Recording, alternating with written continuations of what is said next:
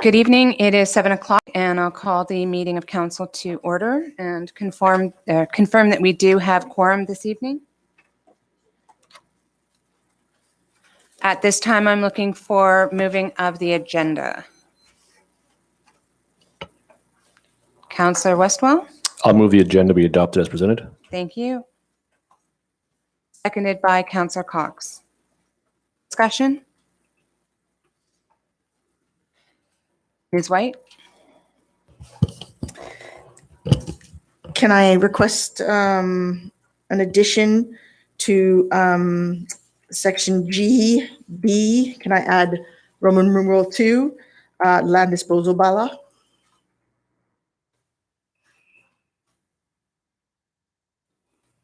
And that is on your desks. Okay, thank you. Further discussion?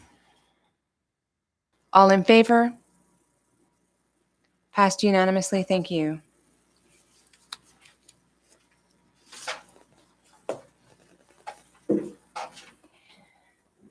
At this time, I'd like to welcome the Sergeant for the RCMP delegation. Good evening. Good evening, Your Worship, councillors. Thank you for your time this evening. I've got the May policing report, as I believe you all have copies of. Just going through our initiatives, APP priorities. Our traffic initiative, we had a busy month in May. As I think I pointed out previously, the National Road Safety Week was May 18th to 25th, and we had some check stops and radar enforcement during that time. And we're happy to report no impaired drivers during that time. We checked a fair number of vehicles, and we've been trying to do some more radar in the school zones during the busy times to kind of make up for, I guess, the bylaw gap right now. And so we're working at that, and some of the members have been pretty diligent. I know Constable Hazelwood's been taking it upon himself to be out there, trying to be out there in the morning as well, which is good. So I think the fact that we're there kind of slows traffic down because we don't really see a whole lot of speeding cars. So I think just our presence there is probably good.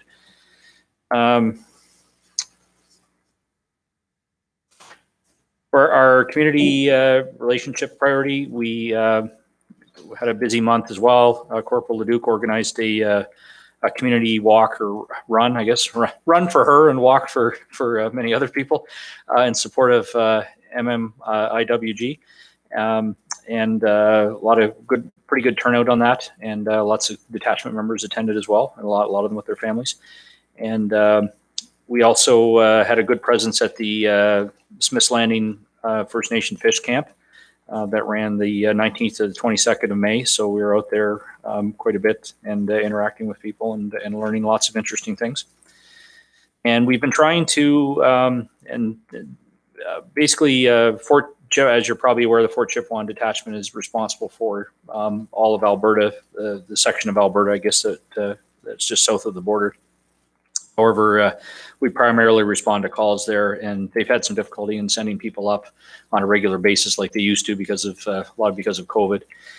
So we've been trying to do some extra work on their behalf when the members have time off. So they've been pretty good about offering overtime for members to conduct patrols. So Alex Hazelwood did a patrol with Parks Canada to Peace Point and whatnot. So we're trying to get a bit more of a presence there to assist them when we can.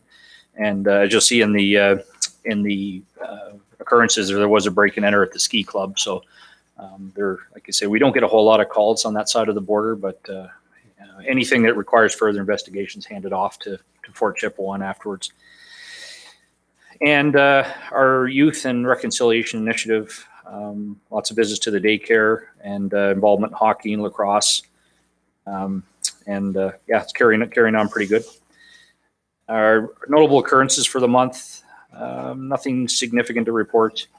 Again, we mentioned the break and enter into the ski club. Luckily, there was just a couple of doors kicked in. There wasn't any real damage. I think they're working at getting some surveillance cameras or trail cameras put up there, hopefully. And happy to report our missing person and wellness checks have dropped off quite significantly, I guess, due to, I guess, a change in, I change in situations there, I guess, at the local group home. So that's kind of made an impact on those numbers. And just a note, I think we've been advertising it there on social media, but we're having our open house on June 26th, Saturday, from 1 till 4. So there'll be food provided. I know the Northern Store's kicking in some snacks, and we're trying to figure out how we're going to do do some hamburgers and hot dogs and stuff, but trying to figure out with COVID restrictions and how to do that. So we're hoping to have that in place. We're going to have our police dog, one of our police dogs from Yellowknife will be out to do a presentation, and painting the police truck. So that's an activity where kids get to literally paint the police truck with washable paint. And we have, as mentioned, we have backpacks full of kids from K to grade 3. Basically we've ensured that every kid in town, there is one for every kid in town, but the kids have to come to the event, I guess, to get the backpack. And if they're not able to make it, they can certainly come by later on and pick it up. But we don't anticipate we're going to run out. We got the whole upstairs filled with backpacks, so it's good. And our calls for service, pretty much on track. I did this graph, I think, on the I don't know what page it is. It's like the third page after the statistics page. But I did these graphs just for kind of historical look at our call volumes, and I noted that 2018, 19, and 20, our calls for service ended up within 20 of each other, which is amazing in my opinion. Like it's averaging between 17 and 1,800 calls a year within 20 calls of each other. So it's quite bizarre. But I notice like our calls for service are really predictable. Like we have, if you look at our year to date, I mean, we're almost at the end of May here. We're almost halfway through the year. And our calls for service are pretty much mirroring what they were last year. So no real surprises at all, and nothing of concern. Like I say, at this point, they're pretty much right on par with where we think we'd be. And same with our prisoner counts, a bit down from this time last year, which is again a good thing. Our efforts, really trying to relocate people and not put them in jail if at all possible. And it's just something we've been working at. So I think it's going fairly well in that aspect. Just kind of using it only as a last resort. And so the calls for service, not much of a downward trend, since this 2015 is as far back as I could get reliable data. And then the calls for service by month, for the most part, you can see a bit of an upswing during the summer months and a little bit into September with the college going back. But for the most part, we're about averaging about 150 calls a month, which is an average month. So most months we don't see over 200, which is good. Yeah, that's pretty much it. I don't know if anyone has any questions. Thank you. Councillor Westfall. I just wanted to make a comment, which is to thank you and kudos to you and your staff for the additional community presence. It's been mentioned to me by residents and noticed by me myself, whether it's check stops or just participating in events or just being out and about. So it's good work. Thank you. Thank you. Councillor Cox. Just maybe for the benefit of people watching at home and for a record in the minutes, just a note that the May 16th overdue traveler on the highway, that's great that it was a positive outcome. It's just another, it's an example of why cell coverage on the highway between here and Hay River would be very beneficial. Certainly would have saved a trip for the RCMP in that case. But yes, I will also reiterate Councillor Westwell's comments of appreciation for increased community presence and engagement. So that was very nice to read about the presence at the fish fry. So thank you, and looking forward to the open house next weekend. Thank you. And we have a few of those, I'd say maybe a couple per month where we get calls to check on people that are just simply overdue. And most of the time it's a mechanical issue. However, with any of those types of calls, we're on the side of caution. So we do, if somebody's concerned enough to call us, then yes, we do make a patrol. But 9 times out of 10, it's, yeah, I got a flat tire or my vehicle broke. That's something that really isn't, a police matter, but we need to confirm that they're okay. So yes, the cell coverage would make everyone's lives a lot easier, especially the people that are broken down and want their loved ones to know that they're okay. Any other questions or comments? Yeah, we had to point out we had a big property crime solved this month that Cynthia's quite happy about. So we recovered her stolen bike. So Nice. Constable Fritzky, yeah. Okay, well, thank you for your delegation and thank you for your work in the community. And we certainly appreciate the extra assistance on while we are replacing our bylaw officer. Thank you. Have a good night. Thanks. Thank you. Have a good night.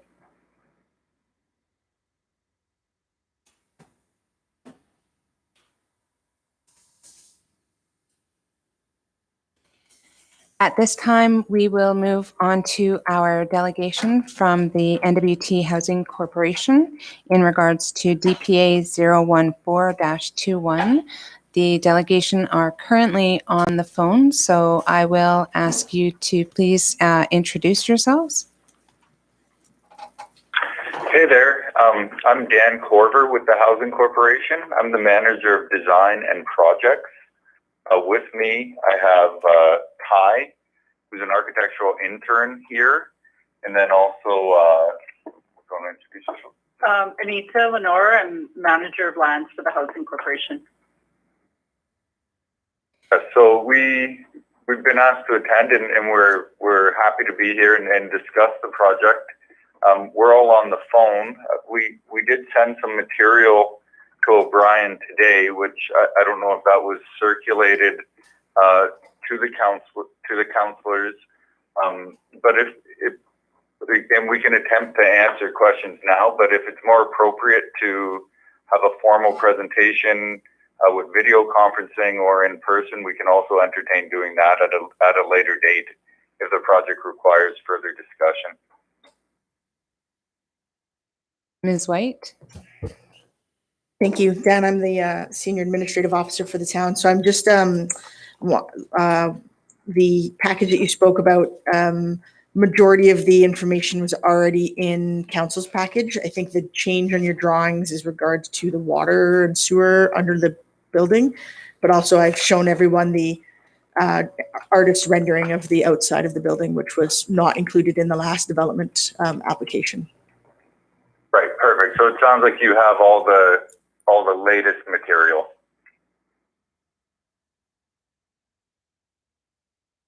Okay, so would you, Dan, are you interested in doing a verbal presentation before we start with any council questions?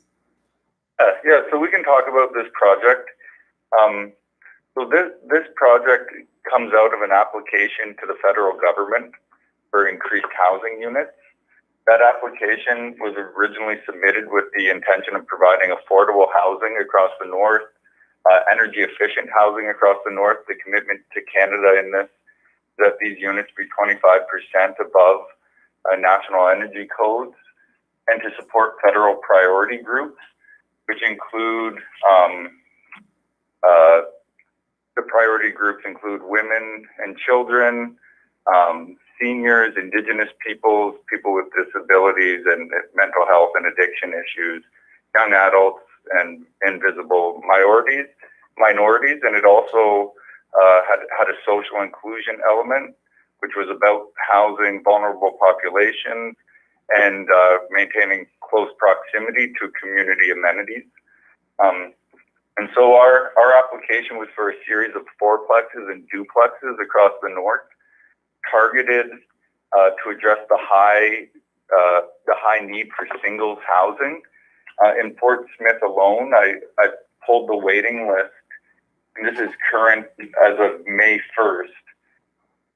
There's currently 34 singles on the Fort Smith public housing wait list out of 47 total applicants. So that's somewhere around 70% of people on the public housing wait list in Fort Smith are we're looking for single occupancy units. And so that's what this project is looking to deliver is what's considered a single occupancy unit, sometimes referred to as a bachelor unit. This is a newer housing type in this configuration for the Housing Corporation. Recently, we built a fourplex in this configuration in Delaney. In Yellowknife, we've just built an eightplex in this, or in a similar configuration to this. And then often our seniors residences kind of have that bachelor suite arrangement in more of a multi-unit residential building configuration. So this is the first time that I'm aware of that we're seeing it as a duplex configuration.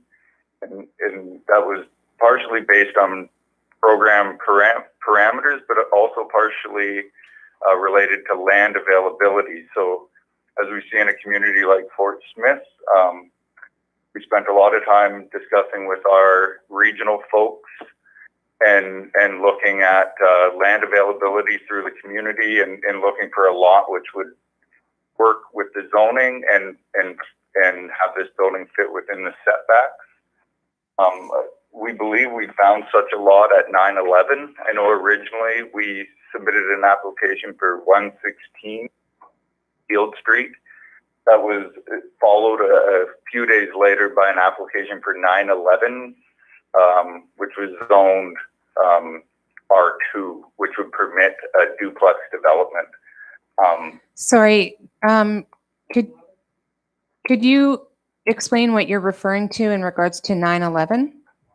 We're seeing is a graphic representation of our intent, but the final design will be done through a design build process, and that's posted for proposals right now. So that's closing towards the end of July. Through that process, a manufacturer and a design team will be chosen, and then the final unit design will be developed.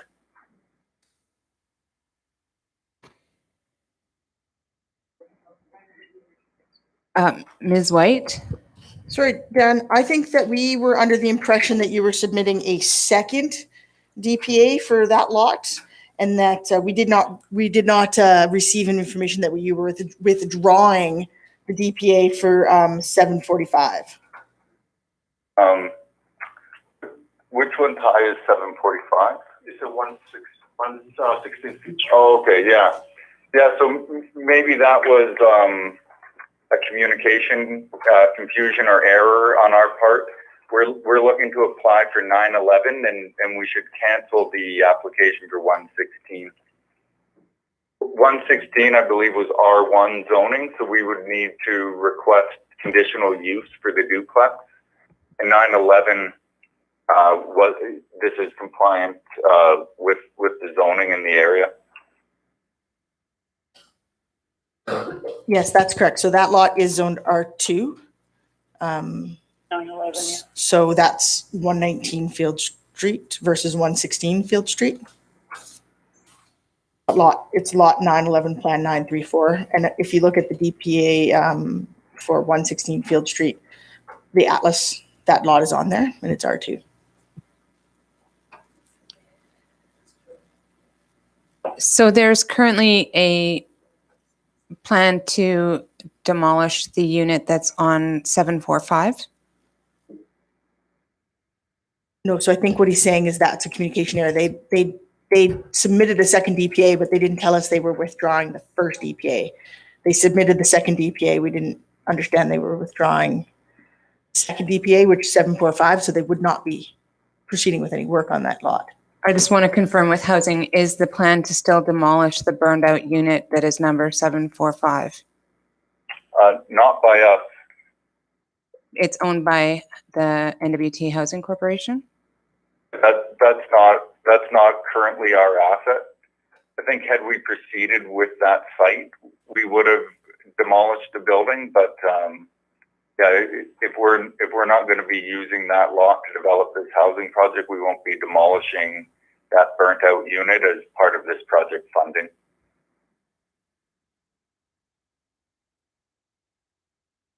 And that building's just to be clear, isn't our building. I understand it belongs to the college. It's a GNWT asset.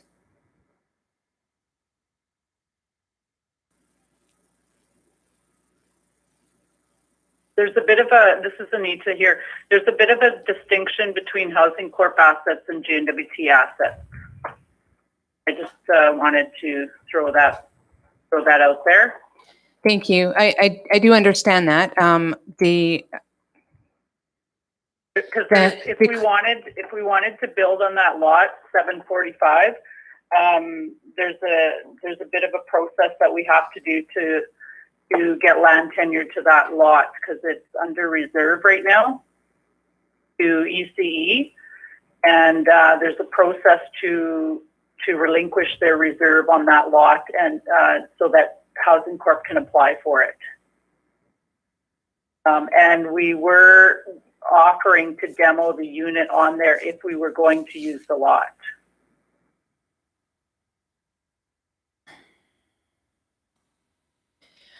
Councillor Westwell. Sorry, I wasn't sure if we were done that part. We can ask questions now. We could have pivoted on what we were talking about, but one of my questions. So I just, Still Dan, oh, sorry. Just to confirm before we move on, this development permit, the development permit that council has ahead of us is being withdrawn. It's being resubmitted for plot 911, in which you intend to use the same design that is in the permit or in the application that is before us. Yeah, that's right, and that's correct. And it appears that we submitted the development permit for 911, but we did initially submit for 116, and then we submitted for 911. Oh, yeah, lot 745 was the original submission, followed up by a replacement submission for 911 Field Street. And the 911 Field Street development permit is dated June 6th. Thank you. At this time, I will take questions and comments by council. Councillor Westwell. Hi. Okay, so I guess I had questions, and now I guess I have more like comments. One of the issues, of course, I had with the original development plan permit was its conditional use in that space, the size of the lot, the neighborhood, and so forth. However, so some of those have been remediated by going into a different type of zoning, and yet I still have some issues with it, only because the size of the lot, I believe, is actually smaller than 745. I don't have the square footage on my, we still have the 745 submission, so I'm sort of winging it off of the plan. First of all, we're taking notes, and can the speaker identify himself? It's Councillor Westwell. Sorry, can you say that again, Councillor? Westwell. Westwell. Okay. And so you're referring to the size of the lot for 911, is that correct? Yeah, I believe lot 911 from the map that I have. And again, it doesn't have the measurements on this map because we have the application for lot 745. But I'm not sure if you have this, but is lot 911 to me looks to be a smaller lot than lot 745? Correct. Okay. Yeah, I can confirm. I have sitting in front of me, and it was part of the package submitted June 6th, but then also forwarded again to Fort Smith. We do have the unit laid out on 911 Field Street. Okay. With all required setbacks. So then it really just becomes a couple more challenges, or really more comments than anything, I guess. And so the duplexes that there are common in the neighborhood, but the duplexes that are side by side, or so in the next 912, all through the 916 and on, I believe, they're approximately 25% smaller lots, but that is per one half of the duplex. So it's still a little bit of a squeeze. I guess it is within setbacks. But it's definitely certainly a squeeze in that lot. However, getting around or dance around the major issue is, we'll call it from maybe an architectural comment. They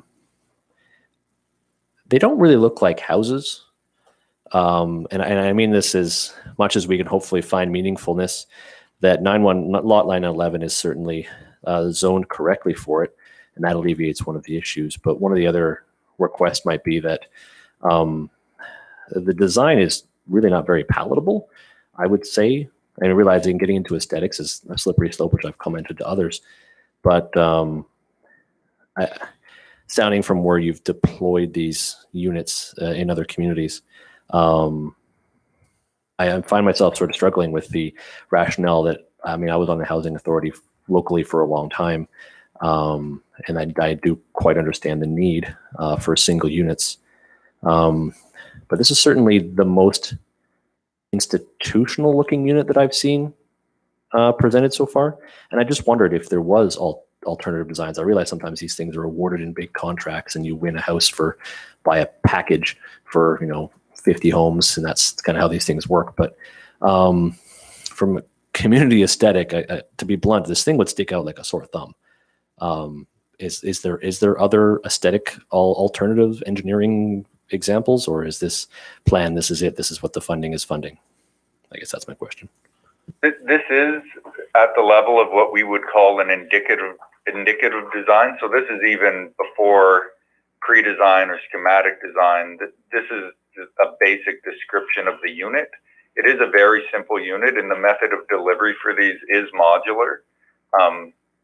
They will be kind of affordable, adequate, suitable housing designed to be energy efficient.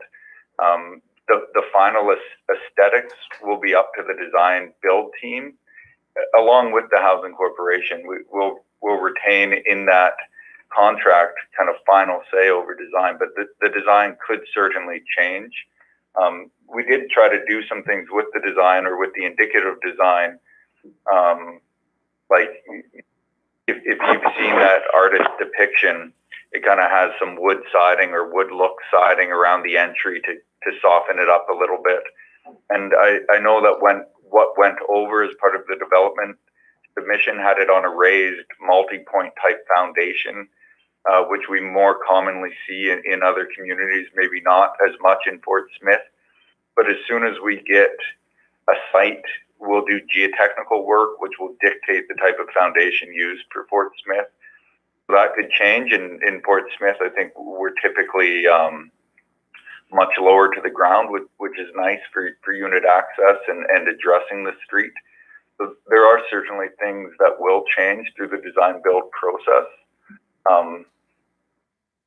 What you're seeing as an artist's depiction is really like a basic description of what we're doing or intending to do, but not necessarily representative of the final design. I don't know if that helps or not. Supplemental, Councillor Westwell? I mean, it does answer, I think that was the root of my question, I guess, is if there was still openness to aesthetic input, as I know that's sort of what I think has been most apparent outside of the size of the lot, at least from my own concerns. But I'll leave other councillors to ask more questions. Thank you very much. Thank you, Councillor Westwell. We'll now take comments from Councillor Couvrette. Last name is spelled Couvrette. Councillor Couvrette. Thank you, Your Worship. I guess sort of my concerns very much mirror those of Councillor Westwell from the aesthetics point of view. I don't think a cookie cutter approach to design is a very palatable solution for our community. Throughout the process, we keep talking about trying to integrate these units into the community fabric. and putting an institutional style facility, or basically it's not a house, it's a facility, within the middle of a residential area, it has an impact on the other residents of that area.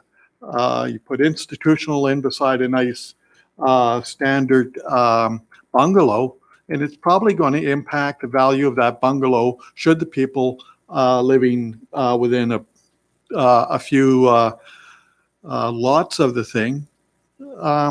They may not want to be, they may not have planned to be full-time, long-term residents of Fort Smith, so they're concerned about the resale value of their properties, and throwing these institutional units right in the middle of residential sector is going to impact it. Now, if they were designed somewhat more appeasing to the appraisers and other people, I think it would also increase the appreciation of the tenants. You put a tenant in an institutional thing, they're going to have the attitude that they're living in an institutional unit. I know our need here is dire for 1 and 2 bedroom single person accommodations, but addressing it at an institutional level, I don't think that's the solution. Thank you, Councillor Couvret. Dan, do you have any comments? I don't want to get into a big architectural discussion. I think these are being referred to as institutional when they could be characterized as contemporary or modern. These are going to change a little bit.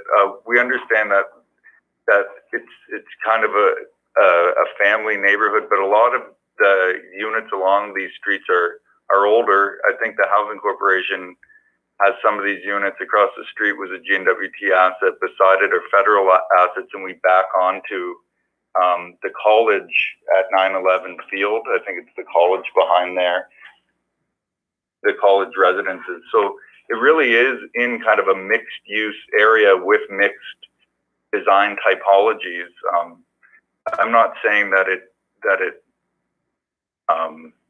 mimics the houses that are beside it. It certainly will stand apart a little bit, but again, this is just at the indicative level, and further design work will happen through the design build process as we move forward with the project. And our understanding of this lot is that it is treed or semi-treed, and so as we develop the lot, we'll certainly keep in mind buffering and kind of curb appeal a little bit in that way too. Thank you for your comments. The next speaker is Councillor Campbell. That's Campbell. Hello there, Kevin. Thank you. Okay, these houses are going to look like crap. They're tin. They're going to look like the 2 red and green ones coming into Fort Simpson at the top of the hill. They look very ill-like. You look at them, there are 2 red ones with 3 doors in there, 1 for each entrance, and a mechanical room in the middle.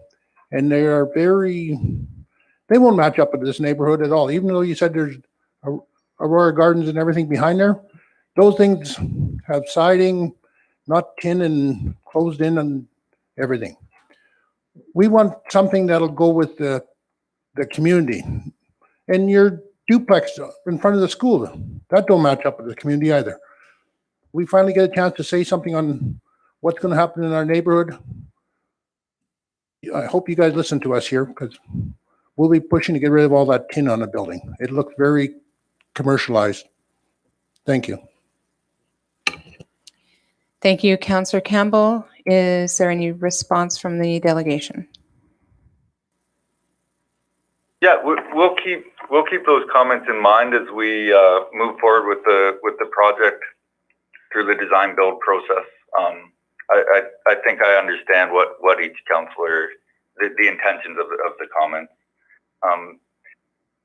One thing to remark just about this project and typical Housing Corporation projects is the focus on affordability, adequacy, and suitability.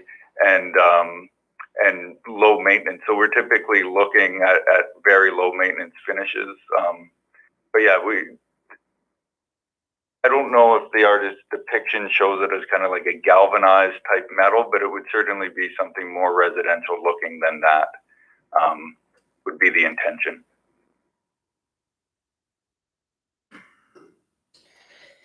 Thank you. The next speaker is Councillor Cox, COX.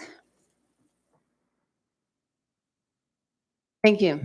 I too have my concerns about the design aesthetic, but I think that's been covered and addressed as much as it can be at this point. My concern is about the I guess the question to the NWT Housing Corporation that I have, and I'm not sure if the three of you on the phone are the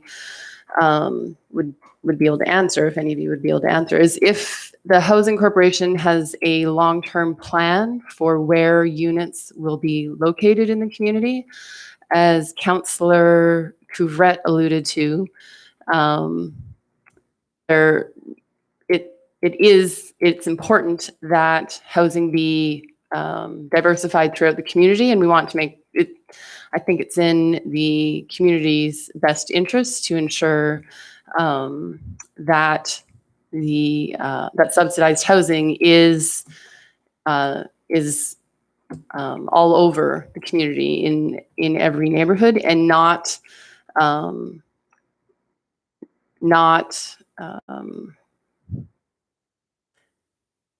grouped together in mass on a couple of streets. And I think certainly from one of my concerns would be that on Field Street, there are already, of the 25 lots on the street, 5 of them are, as I understand it, Housing Corporation assets. And I'm not sure, Benita, if you could correct me on that. So adding another one on Field Street, I do have concerns about. I'm just wondering if there are other, if the Housing Corporation has a long-term plan for where, as you get funding from the federal government, where units will be built in Fort Smith.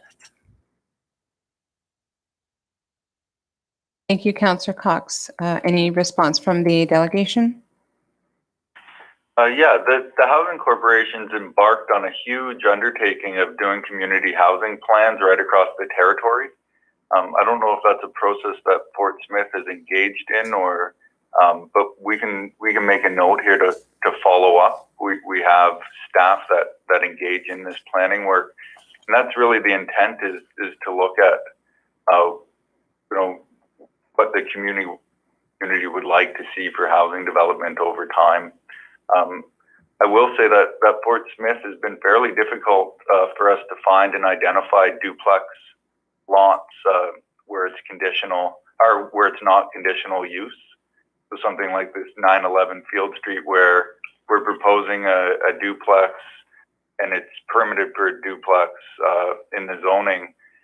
It is a good fit, but we're not always finding that. So that's something that we can continue to work on with Fort Smith, and I'll certainly follow up with our community housing group to follow up with Fort Smith to engage in a planning process.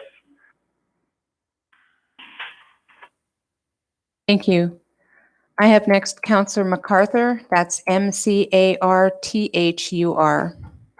Okay.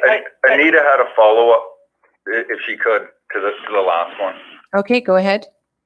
To Councillor Cox's comments about scattering subsidized housing throughout the community. I really appreciate that point being raised, because that is something that we have been communicating to other communities whenever they're considering new subdivisions and proposing new subdivisions. One of them that comes to mind in Fort Smith is the Whitford subdivision, and how it would really help our efforts in finding lots that are suitable for or permitted uses for multiplexes if a couple of those lots in there, like every third lot or so, be zoned for a multiplex. I also raised that same concern in Hay River because they're proposing the new subdivision at Fraser Place, and I went to the meeting and also proposed that as well. But I mean, we can only scatter subsidized housing if there are lots that we can build on that are permitted uses. So that would certainly, we would like to do that too, but we're limited and it's challenging when there are lots that we're subdivisions where we're kind of like blocked from entering or not allowed to go in. Thank you. Councillor MacArthur? In regards to empty lots, there's a huge area across from the housing co-op that somebody might be interested in selling the whole lot to the housing corp. And back to the picture of that house. This house looks like it should be built in the high Arctic on stilts, but not in Fort Smith. That's my comments for today. Thank you, Councillor MacArthur.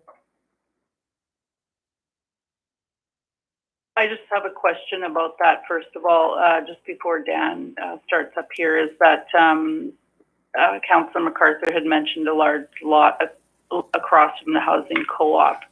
Can you give us add a little more to your description so we can narrow it down? Thank you. That is owned by by private residents in the community, but however, we would be more than happy to connect you with them, as I'm sure that they would be glad to have that land developed. Councillor Westwell. Hello again. So I was happy to kind of come full circle where the housing community housing study came up. So it's my understanding we've actually supposed to have been a couple of local deliveries that were rescheduled or canceled a few months back. And I've been on the Sustainable Development Advisory Board now for, I don't know, 10 years, I guess. And it was over a process of about two and a half years, we developed this, we called it a comprehensive housing analysis study that was sort of just kind of identifying, and we found nothing new. This was very much in line with what we all know, what's needed in the community, not just for social housing, but for almost all levels of housing units, for young professionals or new residents and social development, everything. Anyway, we actually have been discussing it at SDAB as well, sort of waiting for this community housing strategy, because this actually was one of our number one recommendations, was the completion of a comprehensive housing analysis study, working with some of the funding that was available through CMHC and the housing.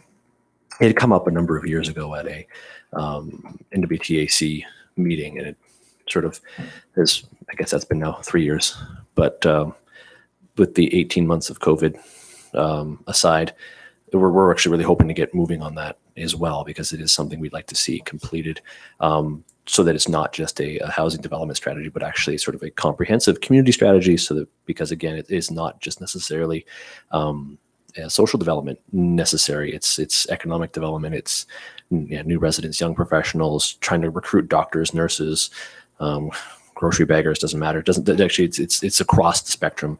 The same need is there for single and double units that are affordable in, just spread around the community.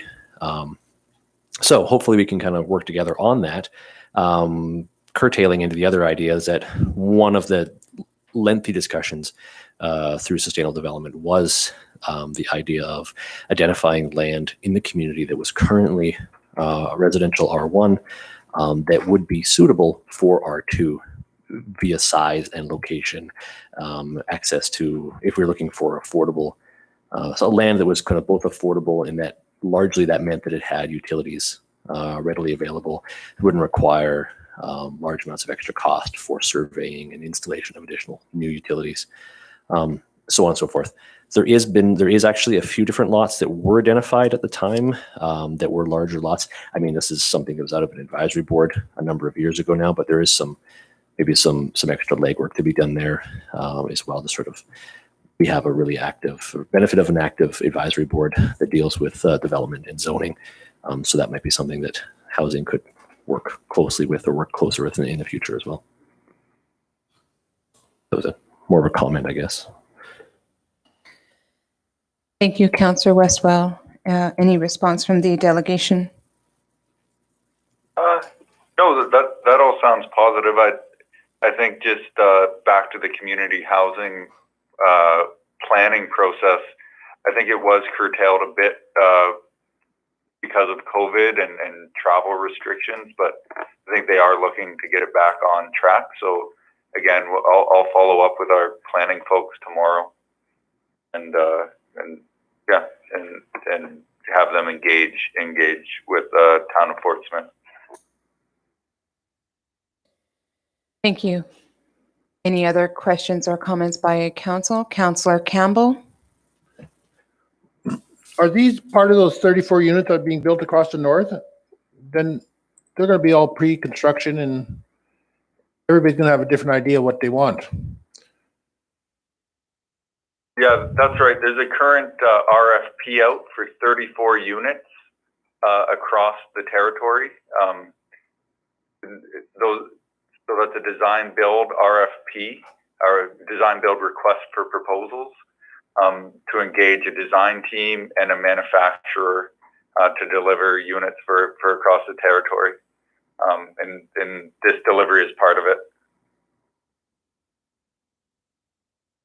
Supplemental, Councillor Campbell? Any other questions or comments by council? Councillor Westwell? Sorry, just one more, I guess. Just in that vein, is that does make amendments to aesthetics challenging, right? Is that, you know, the design build process at that level usually means that you are getting a pre-manufactured home that is very hard to make customizations that maybe fit from community to community. And this is just a comment, whether it's modern design or not, but one of the weaknesses of the points this evening discussion about the potential of the aesthetics and how they're interpreted is, just as a comment, I haven't had anybody approach me yet and tell me they'd like the aesthetics of the new RCMP units in any of the locations, but I've had a number of people approach me and tell me how much they are displeased with them. Just as a guideline. Again, they're happy to have units, but there are certainly no shortage of people who will point out that they're not exactly with in keeping with the current aesthetic. Thank you, Councillor Westwell. I'll move on to Councillor Campbell before we take a response. Councillor Campbell? Okay, Kevin here again. If it's going to be a design build, it's going to be best price come in at the end, and then nobody's going to have a say in what design or what they have on the outside. They're going to build whatever they want that goes across the north, and we're going to end up with houses that look like those two red and green ones in Fort Simpson that look awful. Thanks. Thank you, Councillor Campbell. Any response from the delegation? Just a small clarification about the request for proposals process. An RFP allows us to award not necessarily based on the lowest cost. We evaluate the team, we evaluate the design proposal, we evaluate a number of things to arrive at the award. And then this being design build, there's still a little front-end design process where the design is refined based on requirements. So, yeah, just a small tweak on how this RFP is working. Thank you. Any further questions or comments by council? Councillor Westwell. Sorry, last one. I just wanted to say thank you for attending us and answering our questions. It's sometimes a little bit additionally antagonizing to be on the end of a phone for this. So just thank you for, joining us this evening. No, thanks for having us. I think we could engage in more of this, and I think that's what the community housing planning initiative looks to do. And like I said at the beginning, this is a telephone conversation that came together pretty quickly for us. But if you wanted a more formal presentation at another time, we could do that as well. Thank you. Any further questions or comments by council? Okay, I do have a couple of comments. So I am looking at the letter that came out from Minister China from November of 2020 in regards to the Federal Rapid Housing Initiative, and I'm sure that this is the money that is funding this project. That's correct. Oh.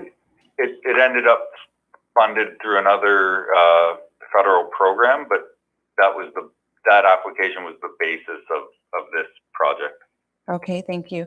And at the beginning of your presentation, you had stated that the provisions for this housing was that it was targeting vulnerable populations, and I'll just go through the list here, including people experiencing homelessness, women and children fleeing violence, seniors, young adults, persons with disabilities, veterans, LGBTQ, people dealing with mental health and addictions issues, racialized groups, and recent immigrants and refugees. Now, I had sent to Minister China in February a letter regarding some development that was proposed for St. Anne's Street, which is colloquially known as Sesame Street here in Fort Smith. At the end of the letter, and I'd be glad to share it with you, and Councillor Cox had spoken to this earlier, in the letter, what we had said was we do not want to see enclaves of types of housing or of residents who are financially disadvantaged. We would like to have community members who,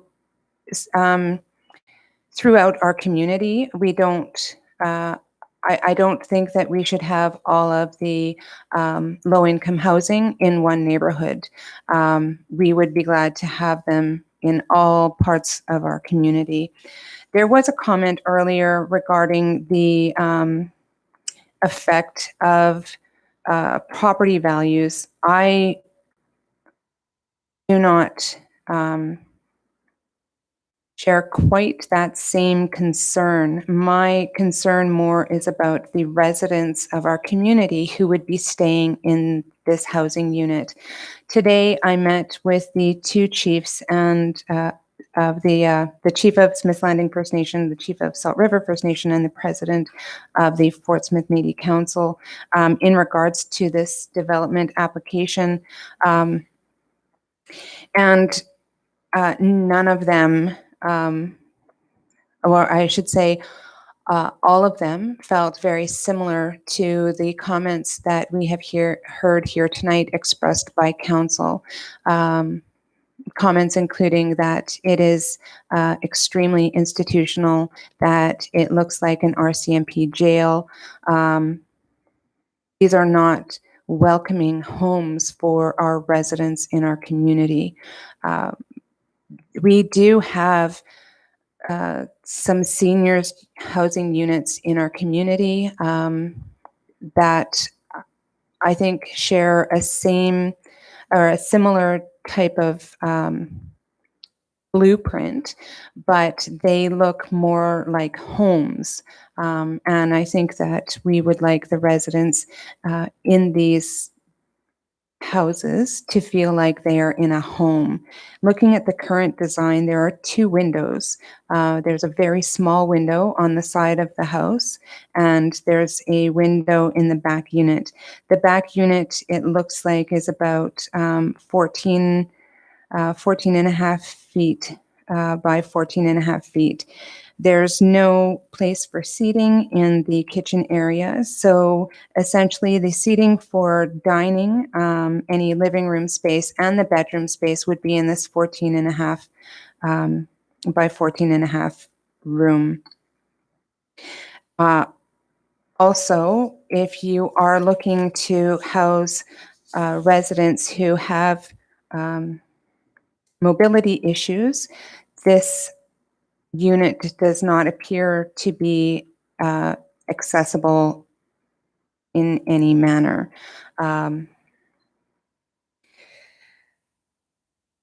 We appreciate the need for 1 and 2 bedroom units in Portsmouth, as Councillor Westwell had spoken to earlier with the Sustainable Development Advisory Board, and in our consultations with community members.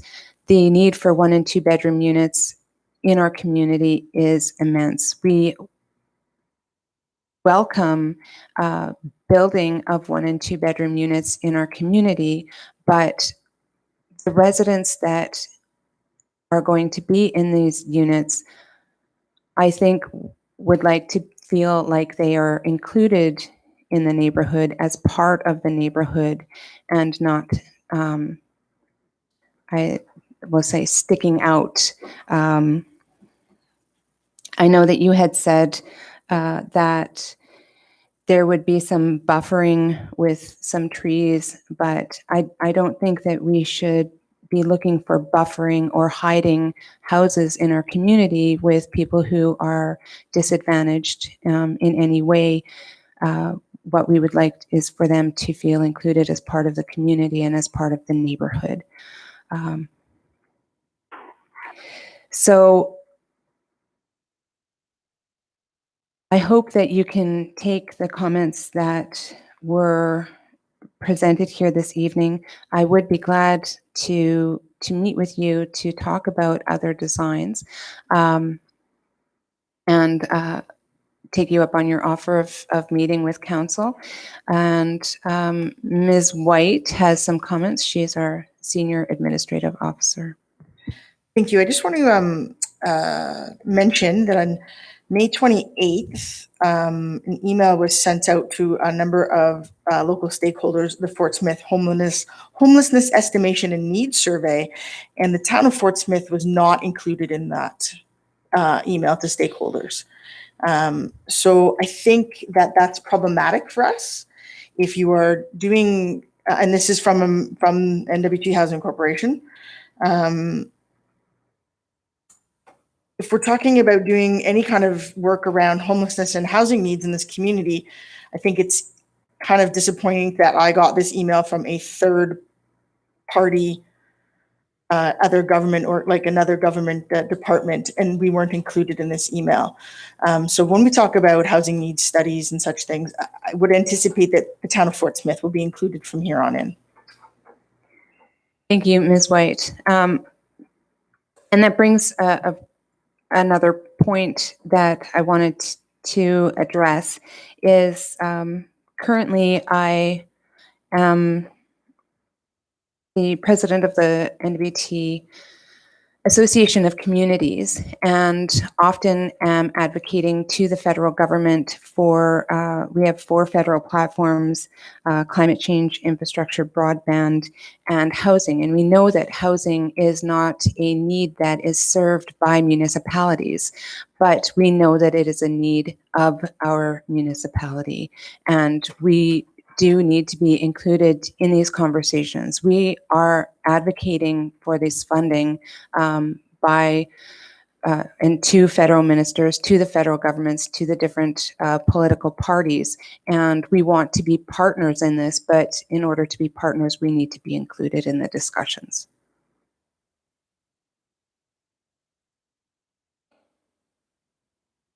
Those are my comments.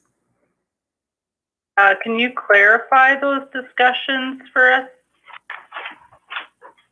I'm just wondering which, are they specific ones or just discussions about housing in general, or?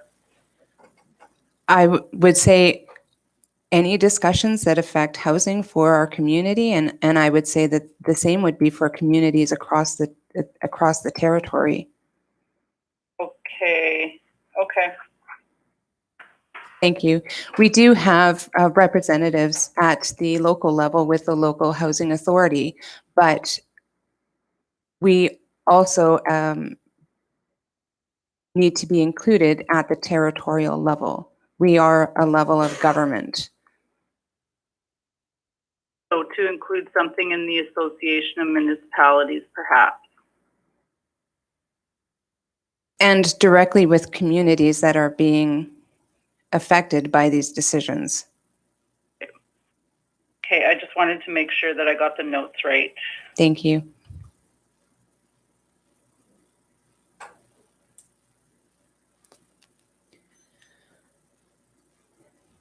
I'd like to go back to my comment about the trees. I wasn't thinking of that as a buffer for exclusion. I was just thinking that it's nice to retain landscaping features, that would enhance the beauty of the site and the relationship between the building, the site, and the street. I certainly, wasn't discussing leaving trees as a device for exclusion of people. Thank you. I would like to ask, are there any further comments by the delegation? Nothing from me at this time. Kai or Anita, do either of you have something? This is Anita. I just wanted to make a comment about the St. Anne Street site and those lots that are sitting there that were designated as a playground. We still need to work through that, and that is something for certainly a later date, but just to work towards council's desires not to put more social housing on St. Anne Street. We are in support of that. However, we just need to come to a resolution about those two lots, because we were hoping the municipality had other lots that they could offer us that we can put where we can put social housing in exchange for those two that are on St. Anne Street. And you know, as Dan had already commented on, we're pretty restricted as to where we can put our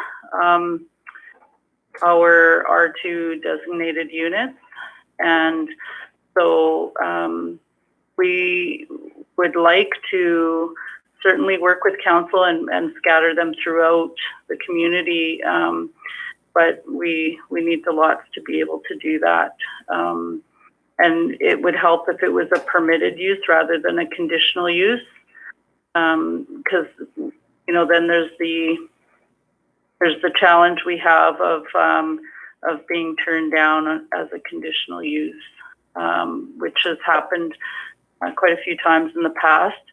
So if it's a permitted use, it's a little smoother for us to get these houses constructed in a timely manner. And this project in particular is moving quite swiftly. We wanted to have the lots cleared by the end of the summer, cleared and prepped, and so I just wanted to make that comment, and I'll follow up with that, with those lots on St. Anne Street at a later time. But thank you for giving us the opportunity to have this discussion with your council, and of course we would have preferred to be there in person, but even over the phone is wonderful too. And I think this was a really good discussion, and I just want to thank you for your comments. Thank you. I do have another comment by Councillor Westwell. Sorry, two things that just came out of the quick discussion there, and I'm not sure.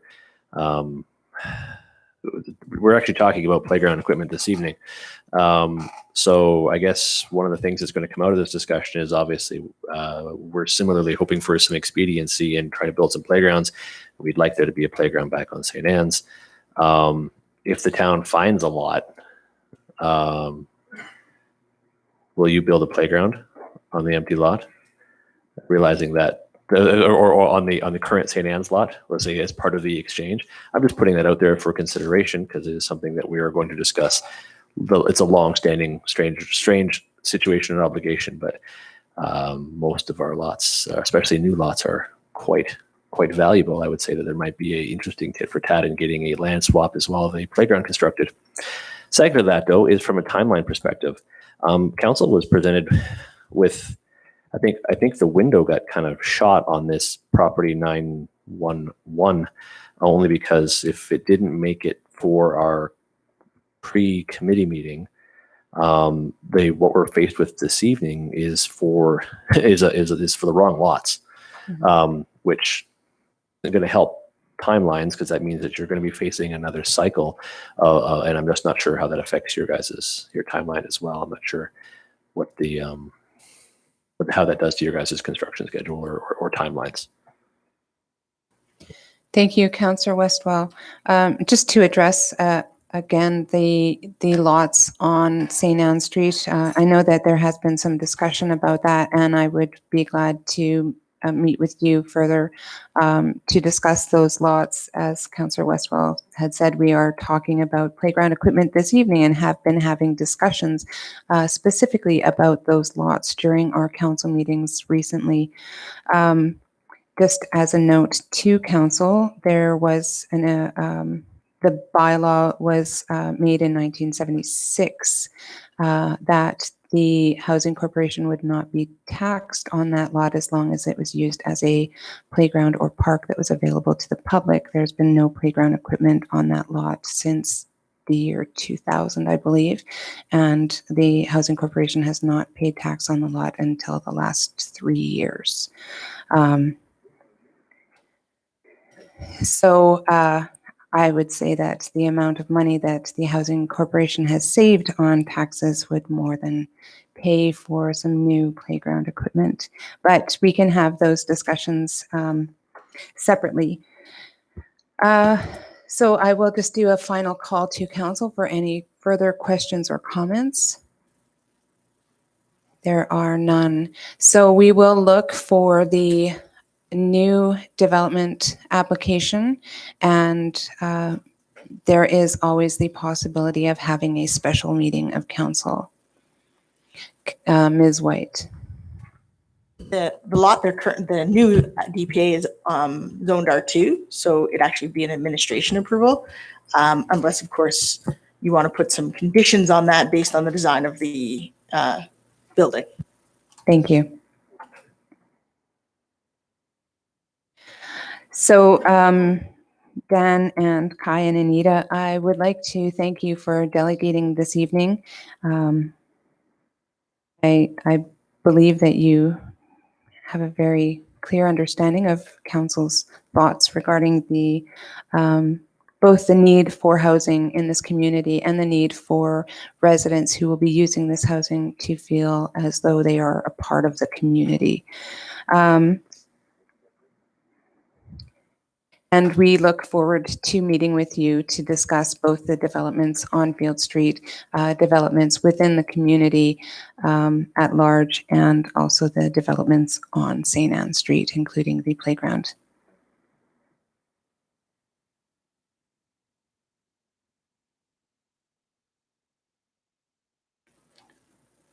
So I would just ask if you have any further comments before we end our delegation for this evening. What kind of timeline we would be looking at for the approval of the development permit for 9/11? We can provide you with an update tomorrow. Perfect. Okay, great. Thank you. Thank you very much. Have a good evening.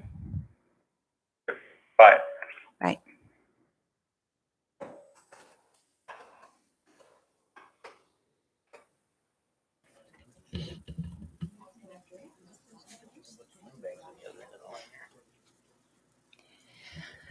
Moving on. I'm looking for approval of minutes. Councillor Cox. I move that the minutes of regular meeting 05-21 of May 18th, 2021 be adopted as presented. Thank you. seconded by Councillor Couvret. Discussion? All in favor? Thank you. Passed unanimously.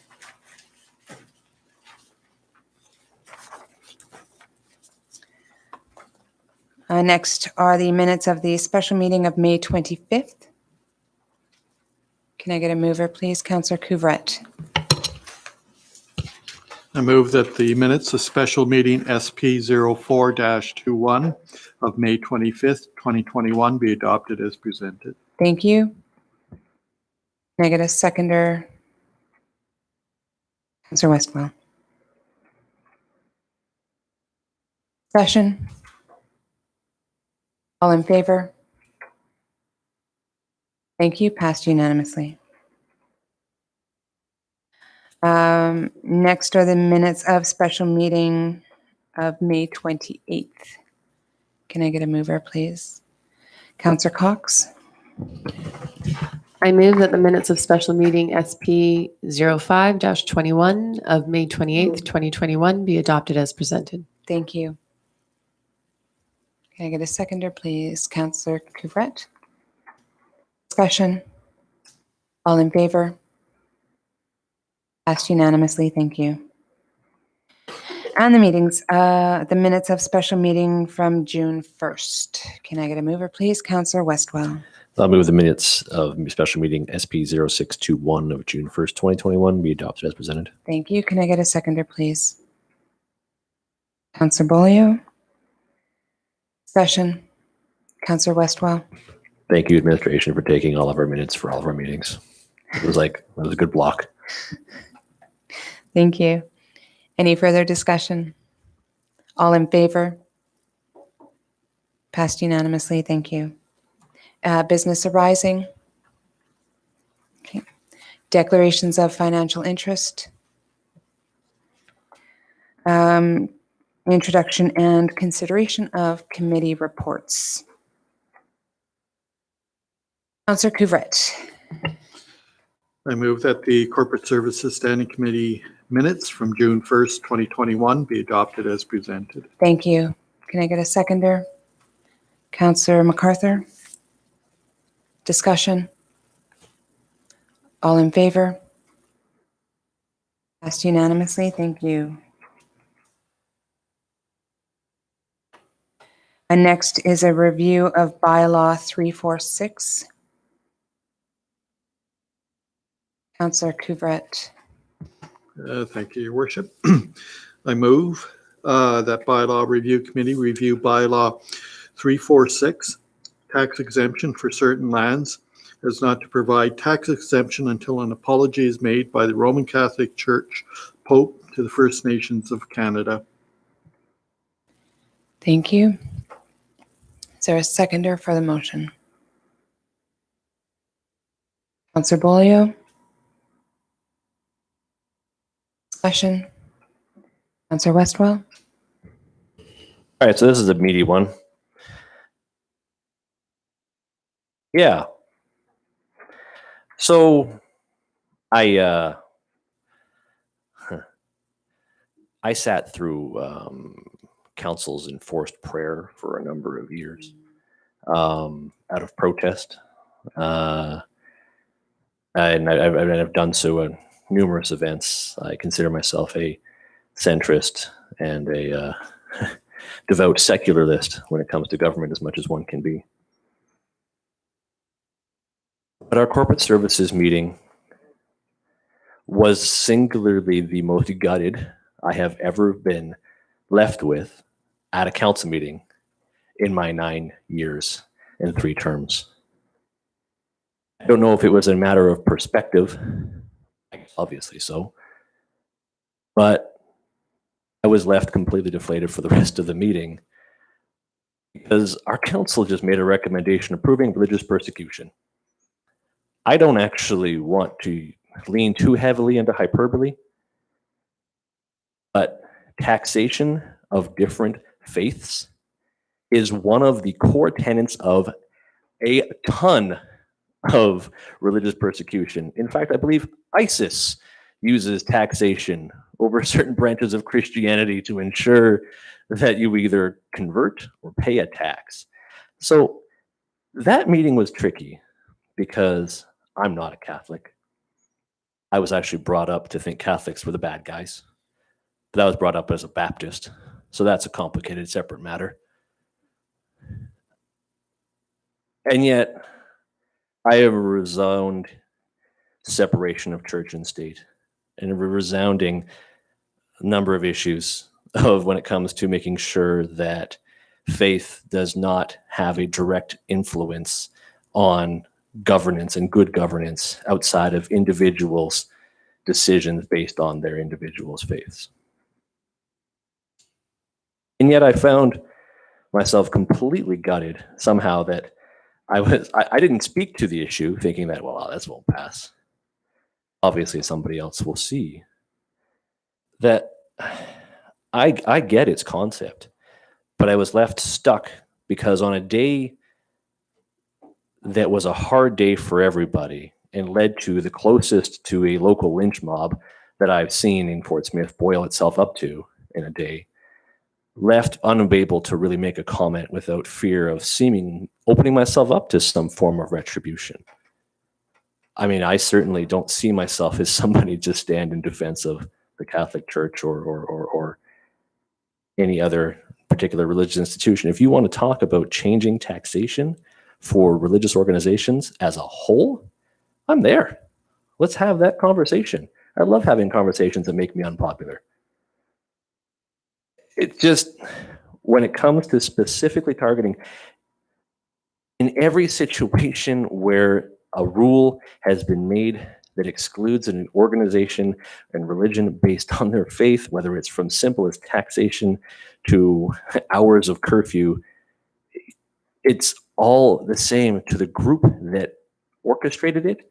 It was for the right cause. It was for correcting some wrong of the past. It was for righting the wrongs the Christians had done to us for a millennia. It was for righting, I don't need the layers of law and layers of hyperbole that I wish were solely hyperbole, but I honestly get where you're coming from, but on its face, this is something that will lead to punitiveness or punitive measures towards good people in Fort Smith. There are some fantastic, hardworking volunteers and parishioners and bake sale operators and all these people whose tithings go towards efforts and trying to keep lights on in a building, and a building that outside of the institution that is behind it, which has its own demons to literally conquer and move past. But us putting forward taxation that targets a specific sect of a faith is beyond me in being able to support it. And I don't know. It was all I saw that came up. And I think in a day that really, again, saw anger boil over to a point of danger in the community, that for it to resolve in that at the end of the night is troubling. And I don't think it was maybe necessarily meant maliciously, but it is troubling and in precedence setting that I want nothing and no part of.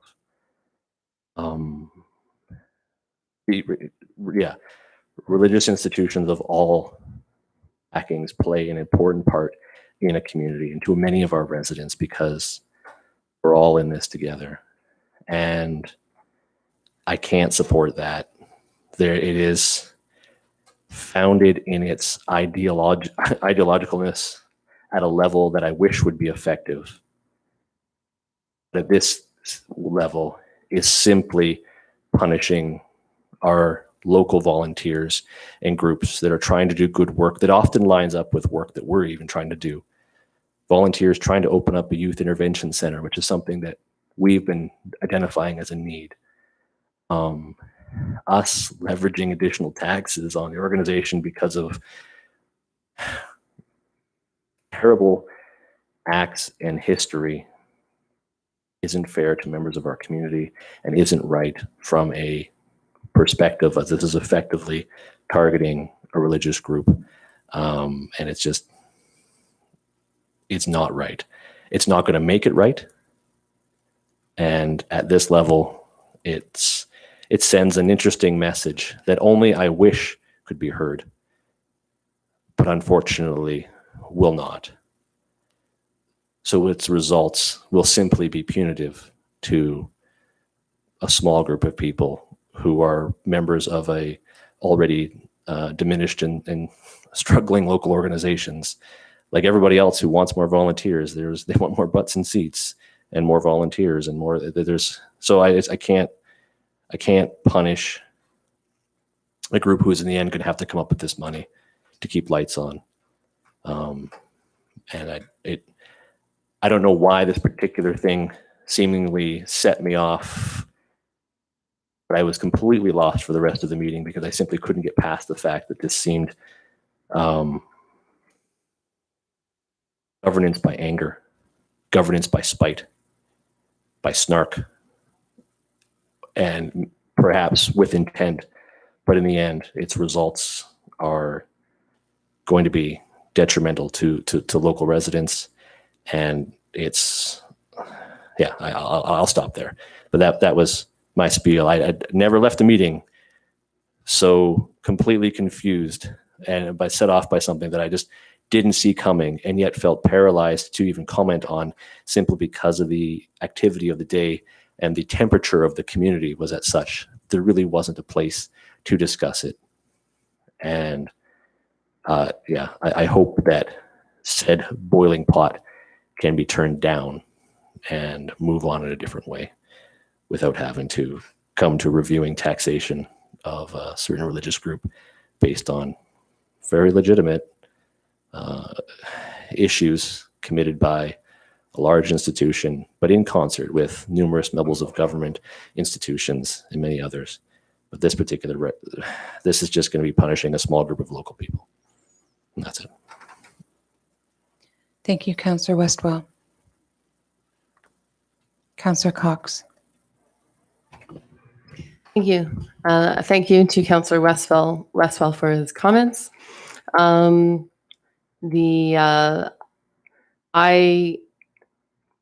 supported the motion. Or I supported the recommendation during the Corporate Services Committee meeting. It was not meant maliciously or punitively to the local members of the Catholic Church. I can't imagine anyone on council intended that. However, given time to reflect on the motion or on the recommendation that we made during corporate services, I am inclined to agree with Councillor Westwell that the recommendation as presented does unfairly target a religious group and will lead to punitive measures, specifically to the people in Fort Smith. I don't find the process troubling because that is how we are as mayor and council. We are in that case trying to respond to issues in the community, and we bring them to committee, and then the recommendations are forwarded to council where we have time to reflect and then either make the same decision as we did in this case 2 weeks ago, or have the opportunity to change that decision. So I don't find the process troubling. I think that it is, I would say this situation inspires confidence in the process we have established for governance in Smith. So I plan to vote. I will be voting against the motion this evening. Thank you. Thank you, Councillor Cox. Councillor Couvret. Thank you, Your Worship. I'll let the cat out of the bag. I was the one that proposed this motion at Corporate Services. Part of the reason is this is an issue that has been ongoing for years. The whole idea of the necessity under it's even included in the Truth and Reconciliation calls to action, the need for an apology.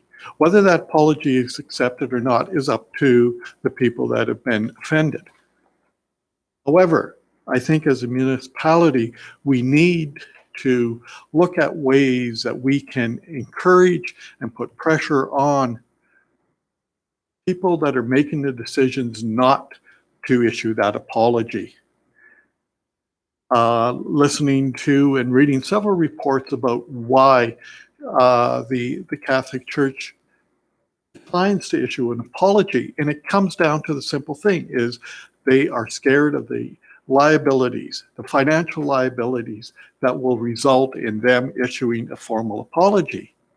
And my rationale was as well, if they're worried about the financial liabilities of issuing an apology, one of the routes to sort of re-emphasize is this whole thing is if you don't want to issue an apology due to financial liabilities, how about if we start pressuring you financially through other exemptions that are provided to you by municipalities across Canada?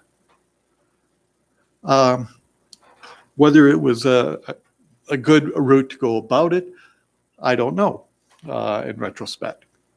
However, we still have to get that message out that an apology from the Pope to the First Nations of Canada on their territory is imperative. How we get that message across to get them to say that they are willing to accept whatever liabilities come from issuing that apology, then so be it. If this is not the most appropriate means, then as council, we can decline to pursue it. But I really think as mayor and council, we do need to be quite clear that we feel a need for that apology to be issued by the Pope. And even though we're a small town of 2,500, it has to start somewhere from the grassroots. And the more pressure that is put upon the Catholic authoritative corporation, because that's what it is a corporation, then let's put that pressure on and get that apology issued. Thank you. Thank you, Councillor Couvret. Councillor Campbell. So what do you mean by certain lands, tax exemption for certain land? Do you mean like for the church, a certain amount of people that run the gift shop on Saturday mornings and the food bank and all that? The church might decide to shut it down. Or how do we decide what certain lands we're going to use? Thank you, Councillor Campbell. At this time, the churches proper are not taxed. I think any supplemental buildings to the churches are taxed, any residences for all churches in the community. Councillor Couvret. And I think just further to this is that the recommendation was for it to go to the bylaw review committee and to review it. They may come back and just say, hey, this doesn't fly. Thank you. Councillor Westwell. Well, this will come up later. You guys have other work to do, and that realistically, it's again supporting it's to me says something that still I can't support. I don't support someone else looking at it and saying no and kicking it back to us to say no on. But still, I think the bylaw review committee has been tasked with quite a workload that they're hoping to move forward on without adding. Do you mind considering, special taxation that targets Catholics as one of them? Thank you, Councillor Westwell. I just will speak speak to this briefly and suggest perhaps that this should go to the local leadership that includes the chief of Salt River First Nation, the chief of Smith's Landing First Nation, and the president of the Fort Smith Métis Nation, and perhaps a joint statement could be made by those groups. I think in addressing truth and reconciliation, that it would be important to include the local Indigenous governments in making a statement. Councillor Bolio. I just want to say that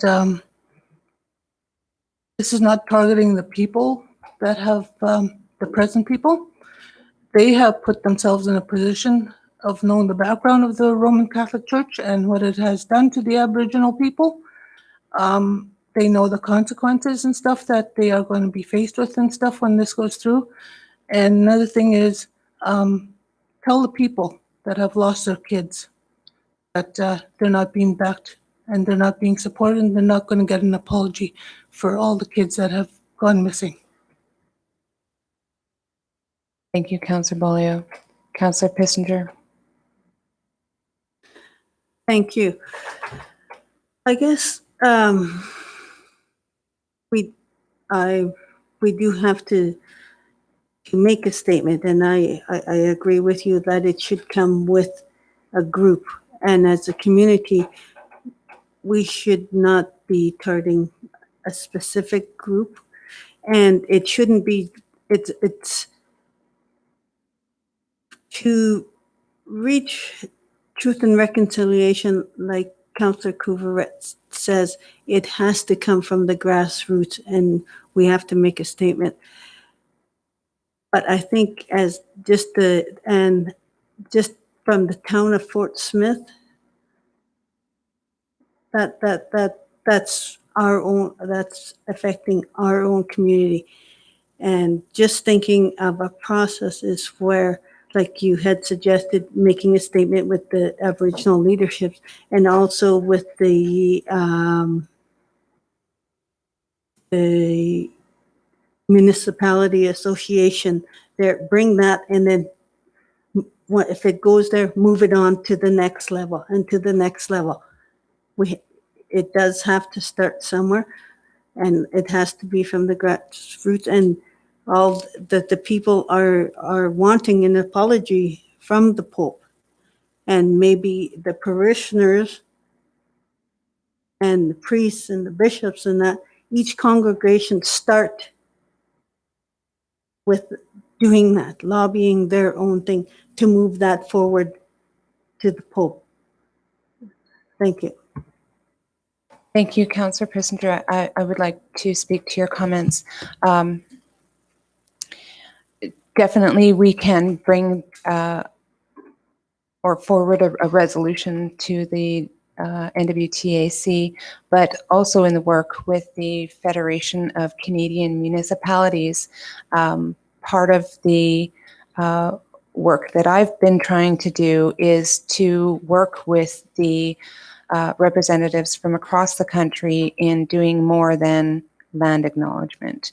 That as Canadians, we need to do more than to say that we recognize that this is the traditional territory that we're standing on, but to do more for the people that have been affected.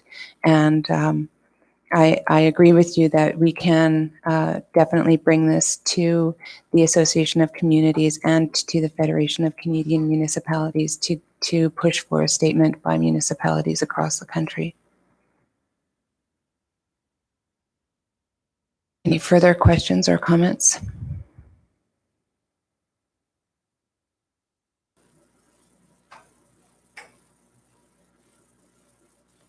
Okay. Are you ready for the question? Okay. So for the motion that the Bylaw Review Committee review Bylaw 346 tax exemption for certain lands as to not provide tax exemption until an apology is made by the Roman Catholic Church Pope to the First Nations of Canada. All in favor? Opposed? Thank you. Unanimously opposed.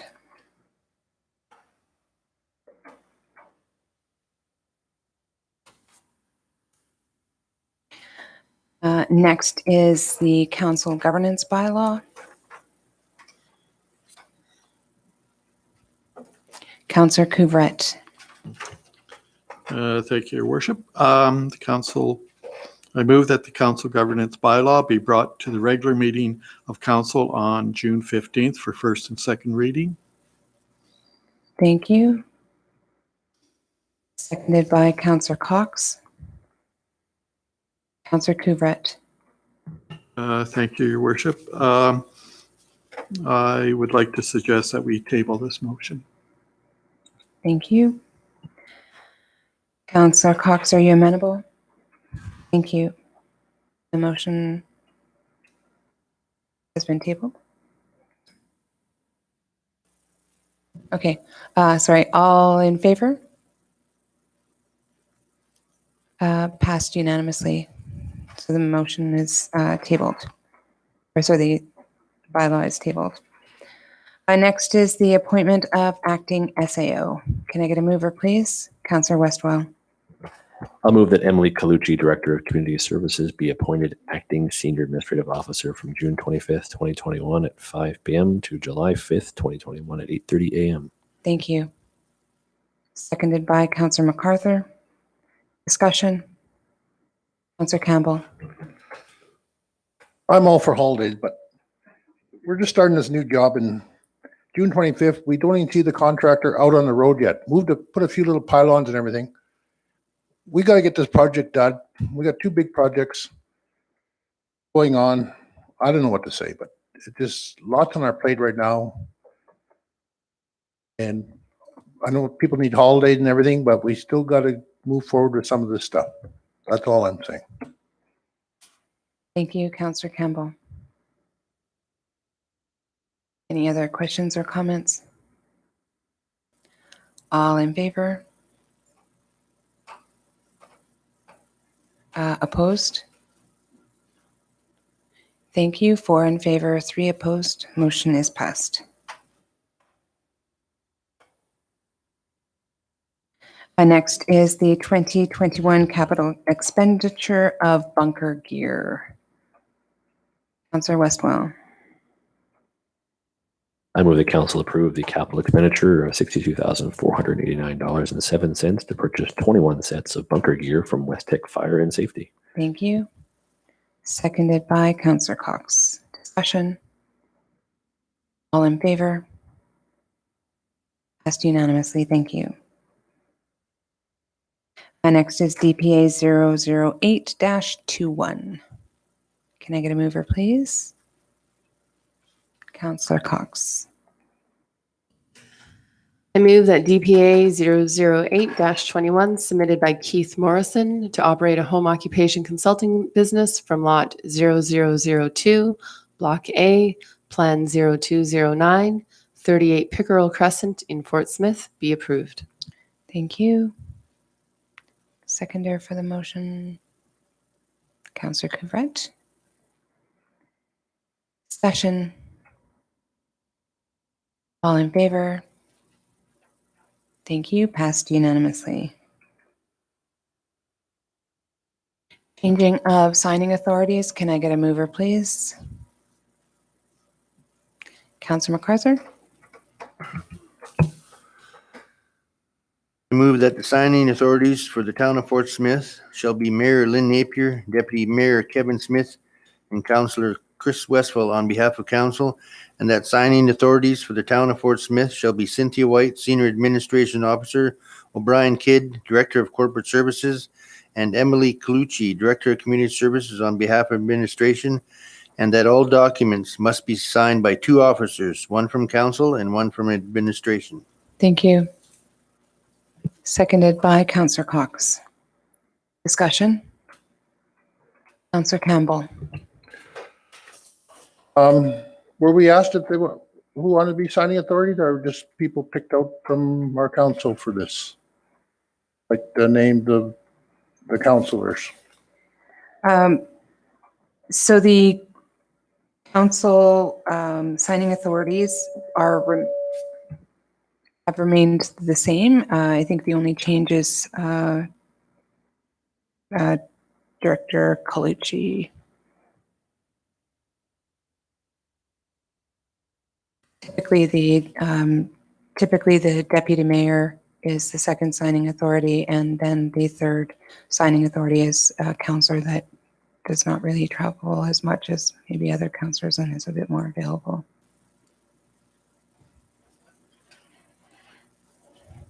Councillor Westwell. If there's somebody who's more available than me, by all means, it comes up.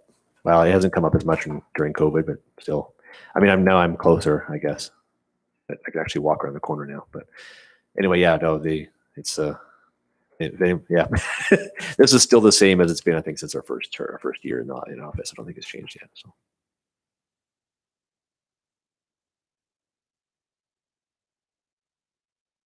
Councillor Campbell. I just asked it because I didn't hear anybody asking the question. Okay. And I travel quite a bit, so I won't be around. Okay, thank you. Any further discussion? All in favor? Passed unanimously, thank you.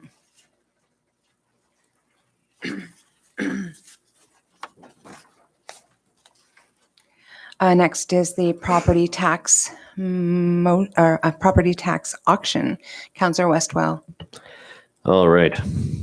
I move that the properties and tax arrears being brought to the property tax auction be offered at 75% of assessed value for returning properties and 100% of assessed values for for properties new to the list. That the tax sale auction date be set for September 28th, 2021, and the minimum tax sale auction prices are as follows. For roll number 75000, the minimum tax sale price is $82,800. For roll number 77300, the minimum tax sale price is $132,600. For the roll number 9700, the minimum tax sale price is $168,150. For the roll number 101700, the minimum tax sale price is $43,875. For roll number 140330, the minimum tax sale price is $90,300. For the roll number 141345, the minimum tax sale price is $24,500. For roll number 141690, the minimum tax sale price is $228,800. For roll number 142450, the minimum tax sale price is $196,700. And for roll number 159600, the minimum tax sale price is $849,400. Thank you. Seconded by Councillor Couvret. Discussion. Councillor Cox. And just to clarify, these are properties that were in arrears as of December 31st, 2019. These are the 2019. Ms. White. That is correct. Thank you. Councillor Couvret.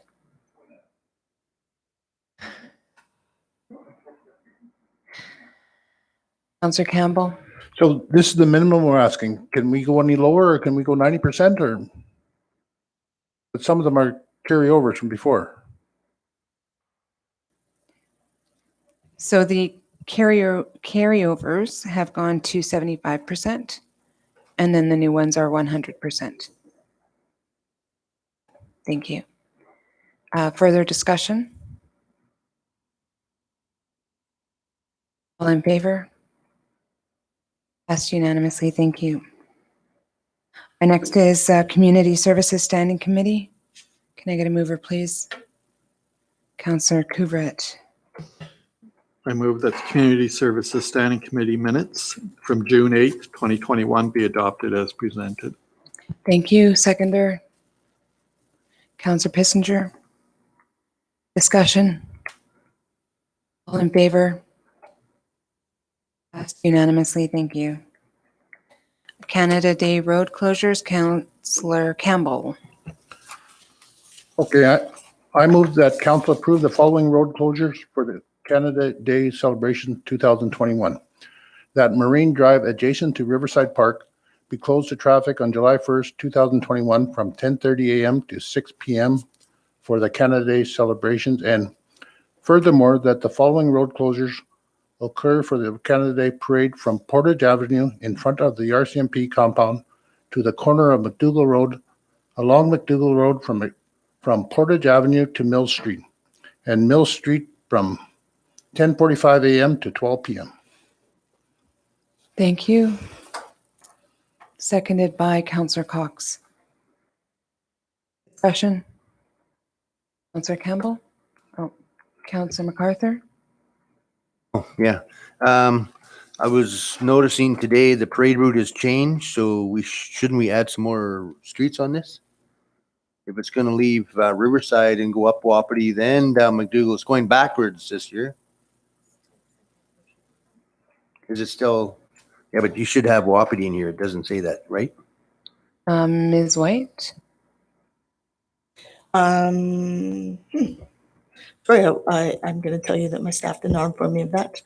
I will discuss that with them tomorrow. I think we should leave it as it is. I think one of the reasons for that was to try and space things out a bit more.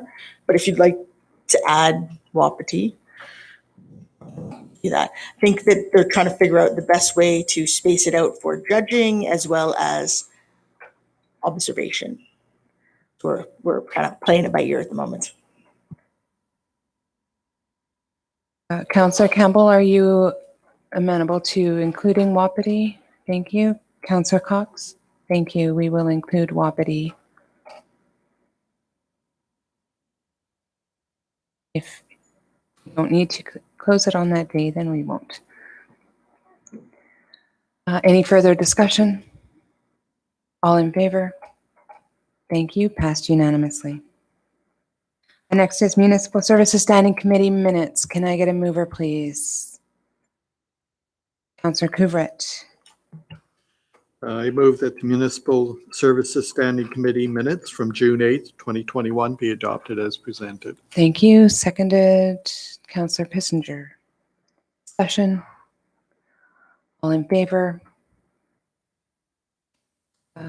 Passed unanimously. Thank you.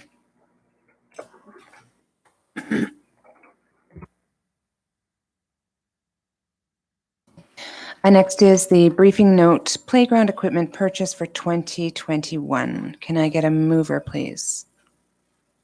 Councillor Westwell. I just realized I agreed to read another one. I move the play structures identified for Kid City Park and K. Ferguson Park be purchased as per the 2012 Park Development Strategy from Blue Imp at a cost of $184,164.50, including freight and installation, and that $35,000 be transferred from the CPI reserve to GL 8-2-0551-570 Parks and Playgrounds to support this purchase, and that the play structure identified for the CRC be purchased from Blue Imp at a cost of $96,646.75, and that the $97,000 be transferred from CPI reserve to GL 8-2-0551-582 Tag Report RCC CRC renovation to support this purchase, and that the play structures identified for the daycare be purchased from Blue Imp at a cost of $26,152.75, and that $27,000 be transferred from CPI reserve to GL 8-2-0551-582 Tag Report RCC CRC renovation to support this purchase. Thank you. Can I get a seconder? Councillor Fox. Discussion. Councillor MacArthur. Okay, are we just trying to ram this through so some of us will forget about the playground on Sesame Street, or is this still in discussion somewhere behind closed doors? I'd like to know that before I decide I want to vote for this. Thank you. Ms. White. I did add a second supplemental briefing note to help break some of this down. Again, I just want to indicate that it would be irresponsible of me as the administrator of the town to recommend you purchase playground for equipment for a lot that you do not own, in which they may not permit you to put playground equipment. Should council wish to make that recommendation anyways, you're welcome to do so. You can certainly add that. Thank you. Councillor MacArthur, supplemental. Okay, so now, in discussions with the Housing Corp, by chance, which mentioned tonight, about switching lots, giving them a lot, taking that lot. If that's the case, are we going to buy playground equipment for St. Anne Street?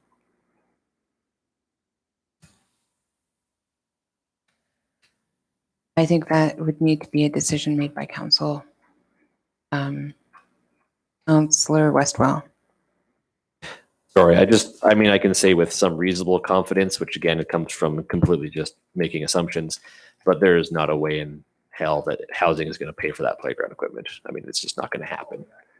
So we might as well just accept that and buy it. I actually didn't realize that similarly with the lot swap, it is going to take time, I think.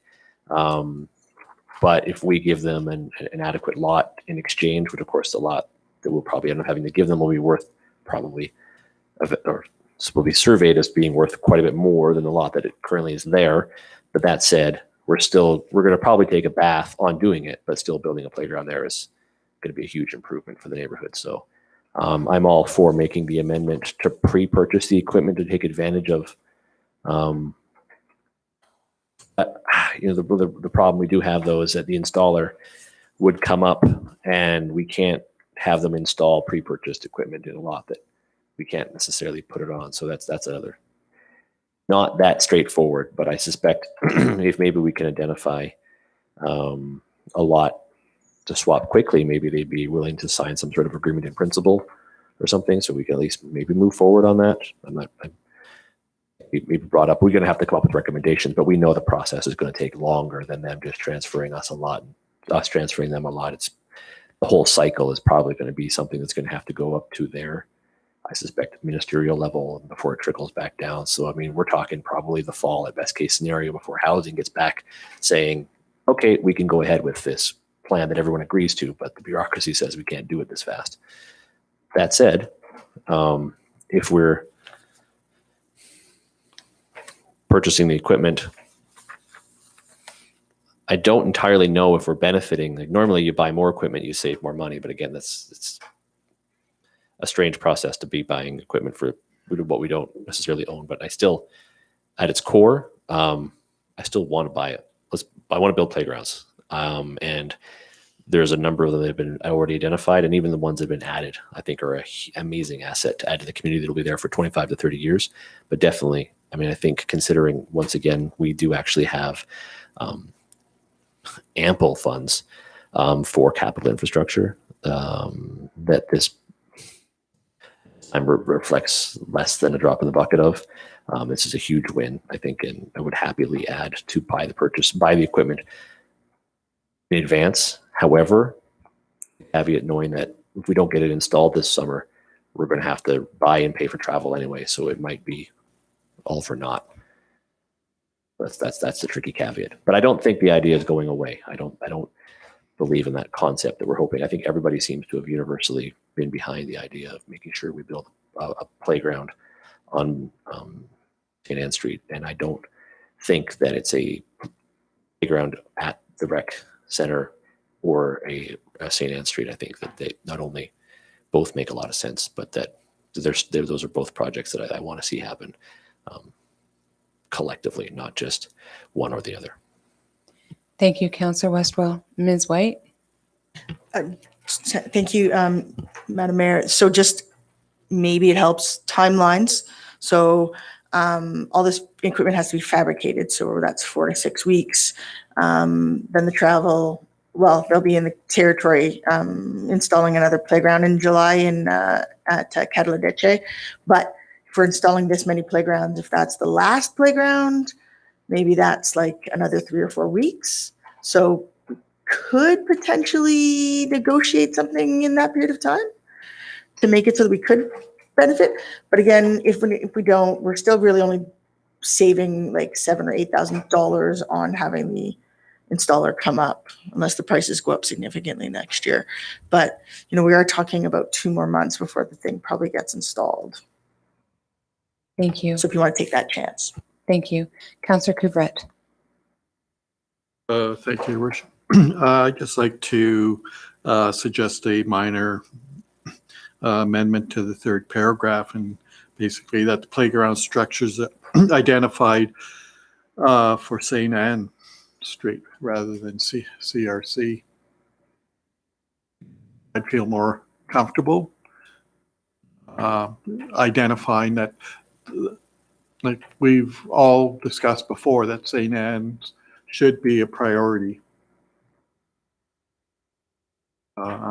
And that's where I think the equipment needs to be.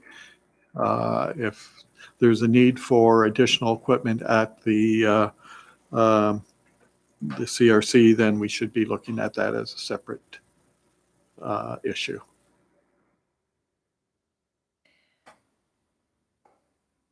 Thank you for your comments, Councillor Couvret.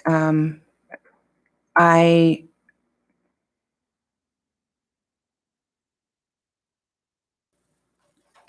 will go next to Councillor Campbell. I'll save my comments. Okay, I'm all for purchasing equipment at K. Ferguson and Kid City and all that, but I'm favor for St. Anne's or Sesame Street, where I know this, but not for the community recreational center. We're locking it up, used just for the kids during the day. What happens when the kid wants to come walking through there and wants to play in it during the day? Oh, no, you can't, because you do not go to that daycare. The parents can't afford to go to that daycare, and we do not let them in there. That is wrong. We got to keep that wide open, or else don't even put a kids thing there, because we're locking it up and making haves and have-not out of our community again. If you could afford to go to this daycare, you go to that. But if you can't play in there, kid. Sorry. Starting them at a young age. So it all goes back to some other things too. Locked up and put away at night, early afternoon, and our kids can't even play in it. So I'm all for playground equipment, but not at the CRC if it's going to be all locked up. Thank you. Thank you, Councillor Campbell. To clarify, the daycare equipment is separate from the equipment for the community and recreation center. I believe that part of ECE regulations is that the daycare equipment would need to be fenced for the safety of the children so that they're not going out into the parking lot. But those are two separate, the daycare equipment is separate from the community and recreation center. And I believe that the community and recreation center playground equipment is going to be outside of the fenced area. Councillor Campbell. Yes, but the way I'm reading it here, this equipment would be installed in a daycare designated yard and used primarily by the daycare during regular hours. It could be accessible to community at other times. I don't agree with that term, because it's the haves and have-not again. My kid walks by there during the day and look in there, look, can I go play on that equipment? No, you can't, because we don't go to that daycare. That's where it gets me. We're just starting infighting amongst our community again, locking up and saying you can't use that equipment. Anything the town buys should be for the whole community, not locked up and saying, if you pay to go to this place, you could use this equipment. I'm not for buying equipment for that's going to be locked up during the day for different sections of the town or different people of the town. That's all I'm saying. Councillor Westwell. Sorry, yeah, we did get stuck on this last time. I think there's been some good points that came out of the municipal services discussion around this. And this particular one, I think as we've addressed, the daycare equipment kind of has to be fenced in for the purposes of being a daycare. But it's also the very, very large structure at the RCC would not be enclosed. It would be there and open to everybody all the time. And I think that'd be a absolutely huge win. As it was discussed last week, the idea of the proximity to the schools, which again are themselves fenced in, which if you don't go there, you're not really supposed to be in there. The actually openness of having the RCC play structure brings a facility that has ample parking with ample lighting, ample washrooms with, well, hopefully after our renovations are complete, readily available, accessible washrooms on the main floor, supervision available, phones available. Generally, the amount of additional infrastructure that we're bringing that enhances the playground, regardless of how it ties into other programming, youth programming that isn't specific to any daycare. We've run summer youth programming since we built the center, and this would be again a huge addition to. Even for evenings and weekends, when the RCC does remain open, you actually gain a facility now where there is a playground at a facility that has washrooms, that has water, that has shade, that has emergency contacts, first aid trained staff. Like, it's actually a pretty neat addition to have sort of sandwiched in, that I think is a major enhancement over just a public park, which I don't want to undersell. Public parks are amazing in neighborhoods, but this one is quite large, and I support that because I think it's really neat. I made a lengthy rant a number of months back about the idea of, St. Anne's has been vacant for 20 years. Why don't we just build one on the giant piece of land we have at the rec center that has all these wonderful things? But I still actually think that from a community improvement perspective, you can't build enough playgrounds. If you can afford it, every single place you put one is going to be a massive improvement to the neighborhood, to the aesthetic, to the, just universally. You can't build enough playgrounds. And then having the additional opportunity to have it be programmed into the rec center's programming for youth of all ages, or youth of under 18 ages, whatever, is amazing. And just why I support it, even though it seems like we're going to be building playgrounds that aren't that far away, they actually still aren't that close. The same argument about crossing the street at King Street is no different than crossing the street at Connie Bear. Thank you. Where similarly we end up where we know we have traffic control problems and all that. Again, I don't think you can build enough playgrounds. Heck, even the playgrounds at the school, the town was asked to donate money to build, to help build the school playgrounds. And chip into bringing in this specialized installation and making sure it's certified, yada, yada, yada. Anyway, the daycare structure, like from the third paragraph, as the mover, I'm not interested in changing that so much as if I were to add an addition to the motion to include the St. Anne's. But as it is, again, the one area that it would be for a service that we have in the facility, it's the only area that would be closed off, versus there will be a very large comprehensive play structure still wide open. And there's no getting around the fact that the town builds a lot of facilities for our community services programming that isn't always open, whether it's the library, whether it's the seniors room, whether it's the curling lounge, whether it's the arena, whether it's the pool, whether it's the skate park, which I actually do think shouldn't be behind the fencing, but I know there's a whole other thing there. But generally, there are regulatory requirements. And in this situation, the daycare one is a regulatory requirement for there to be a fence there, just like the pool has to lock. It's a regulatory requirement. And I think that because of the comprehensive structure that's going to be outside the rec center, that we're getting around the idea of that. Because I agree, if you're going to spend $100,000 on a play structure, my goodness, it shouldn't be behind fences that everyone can play on. I mean, it's a town facility. I would say that I've made the same argument about the seniors room and availability to the public as well, but that's a separate discussion. But the programming requirements for a space, it makes sense. It's the smallest of the fees. I've talked about length. I have other people who probably want to speak more, but I think you can't build enough playgrounds. And if we can build playgrounds that don't require borrowing, that fit within a capital plan, and numerous ones fit within an existing plan that has been on the books for 9 years, it's a win all around. I only wish we had moved or knew there would be movement from the housing corporation sooner on this, so we could have dealt with this.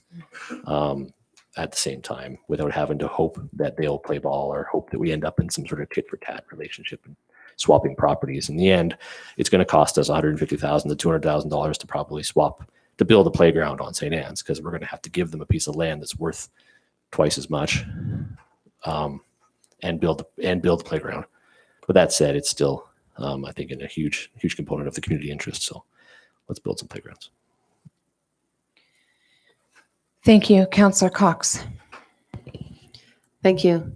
I also wanted to respond to Councillor Couvret's suggestion about moving the changing the wording in the third paragraph. It's the play structure for the daycare. I am in 100% support of. I do understand Councillor Campbell's concerns about it being about access to the play structure, and I think that the fence obviously is needed. That's a regulatory requirement, but I wonder if there's a way for when the daycare is not in operation, for the outdoor playground to be accessible to non-daycare families and users, children. So I'm in support 100%. K Ferguson and Kid City play structures to be replaced. I've also had, so I'm in support 100% of the first and third paragraphs of the recommendation. I do have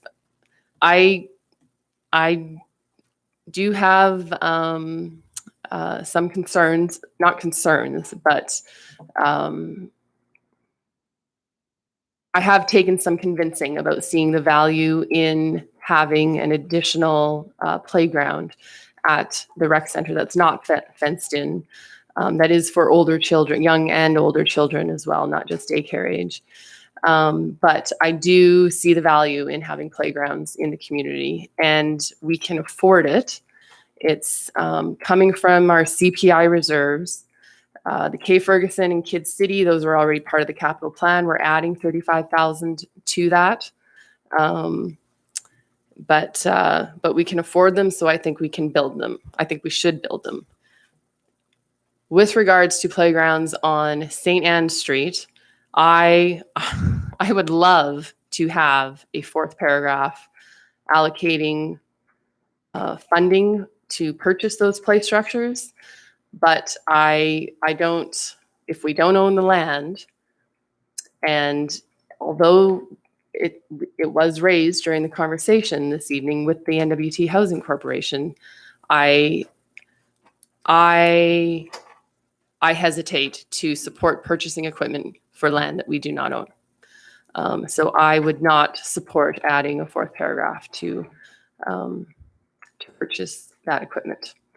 As it's presented, I will support the motion. Thank you. Thank you. I have Councillor Couvret. Yeah, just want to clarify, I should have said the second paragraph, which is where it refers to the CRC.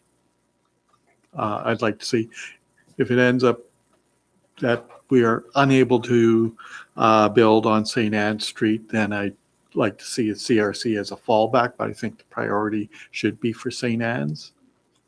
The only reason is we thought we had the landslide lot all signed, said, and dealed, and we're still waiting for that one. So land transfers sometimes can be problematic. So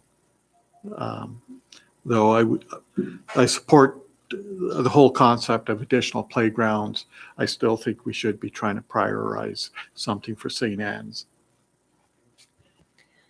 Councillor MacArthur. Thank you.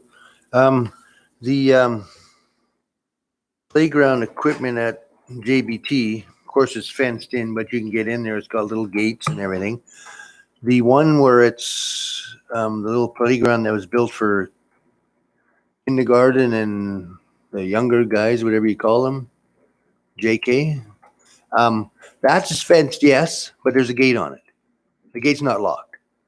So if that was the same type that went around the rec center, it's fenced, just like EC wants, right? But there's a gate. No, you don't need to lock it. As far as the motion,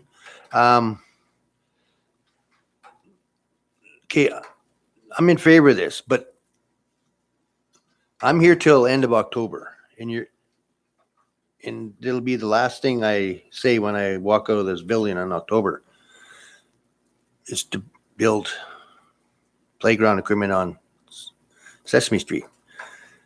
Now for our SAO, when it's budget time, couldn't you add a line item in our budget for $100,000 for playground and just stick it off the side? Thank you. So I just would like to address one of the comments that was made, that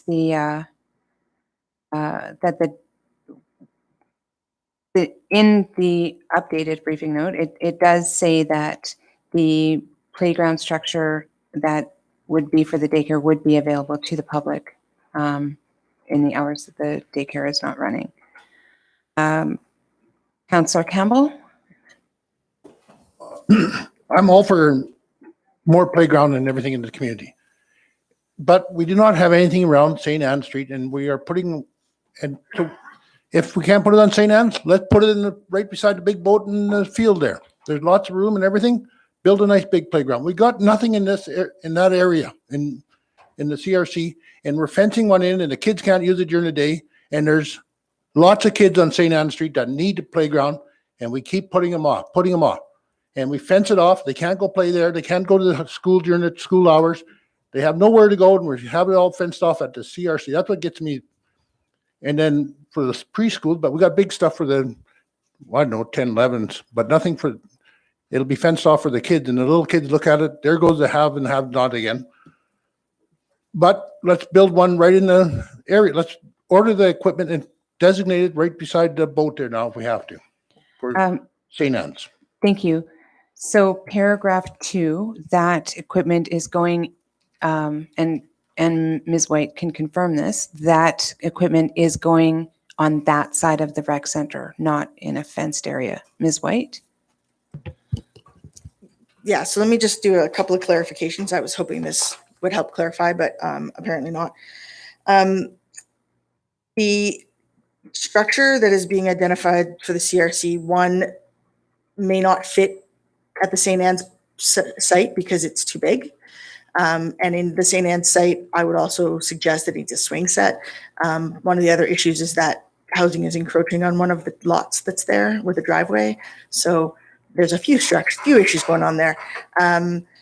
Second, that's the 2 structures that are in the picture that was provided to you previously. One is a 2 to 5 structure. So a 2-year-old to 5-year-old accessible structure, and the other one is a 5-year-old to 12-year-old accessible structure meant to go in the green space between the RCC or the CRC at the museum fence.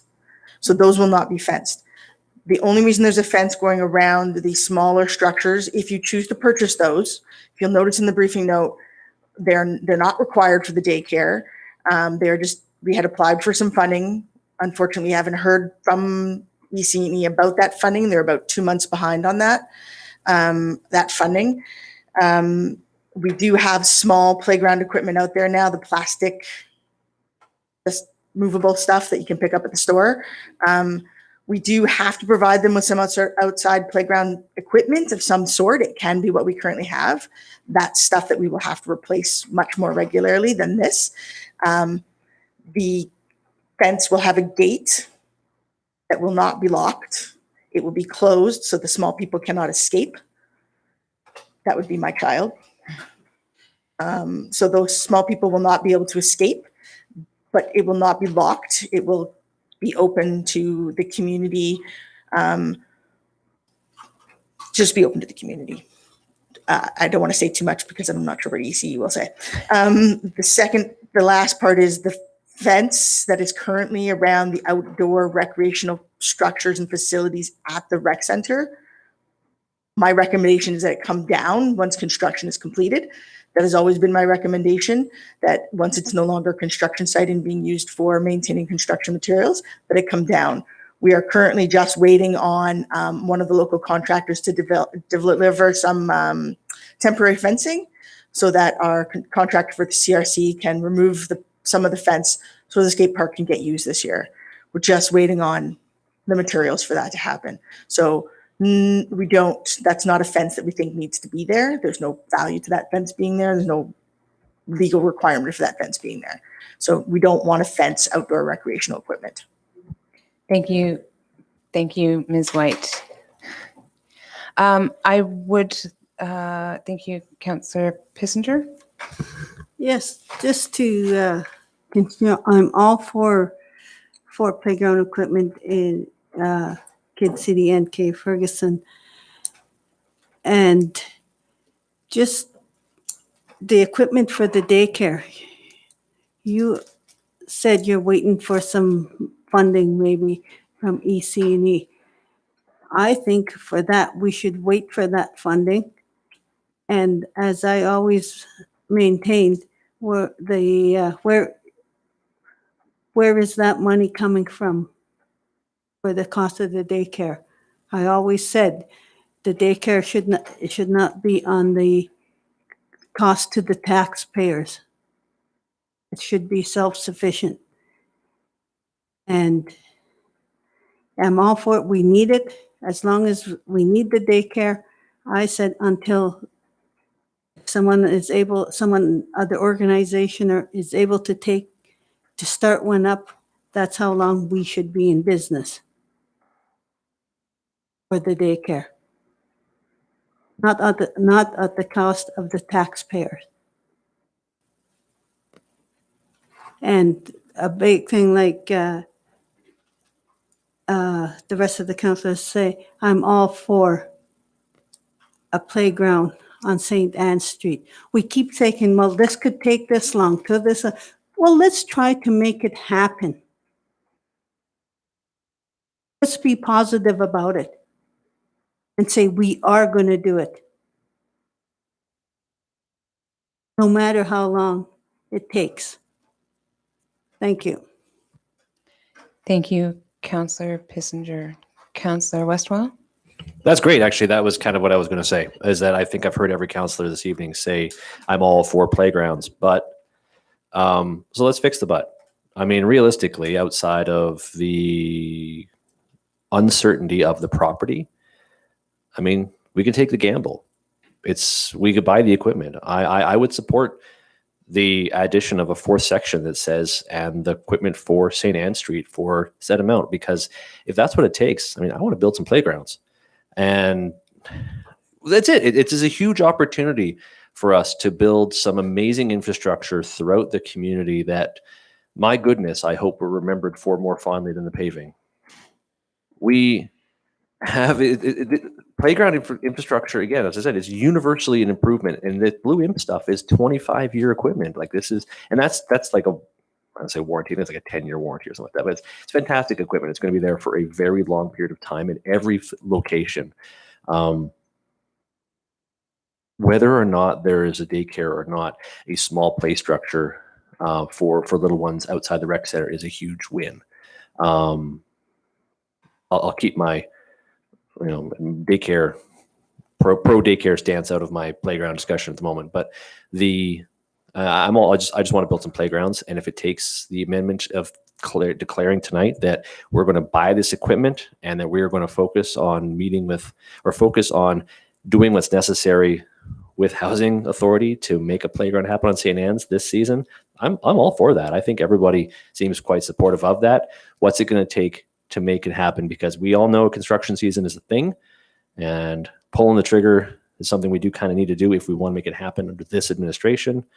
And I am all for building playgrounds. And if we need to make the commitment that one of those playgrounds is on St. Anne's, I am happy to amend my motion to include the additional information from the briefing note that lays out the extra money for St. Anne's and the tagline that we will prioritize this as an issue that needs to be dealt with in the next 6 months. And I will second that motion. Thank you, Councillor Westwell. Councillor Pissinger? Thank you. Thank you. immediately, because honestly, we can identify the land for them. I don't think that's the challenge. It's going to be a matter of the bureaucracy of land transfers.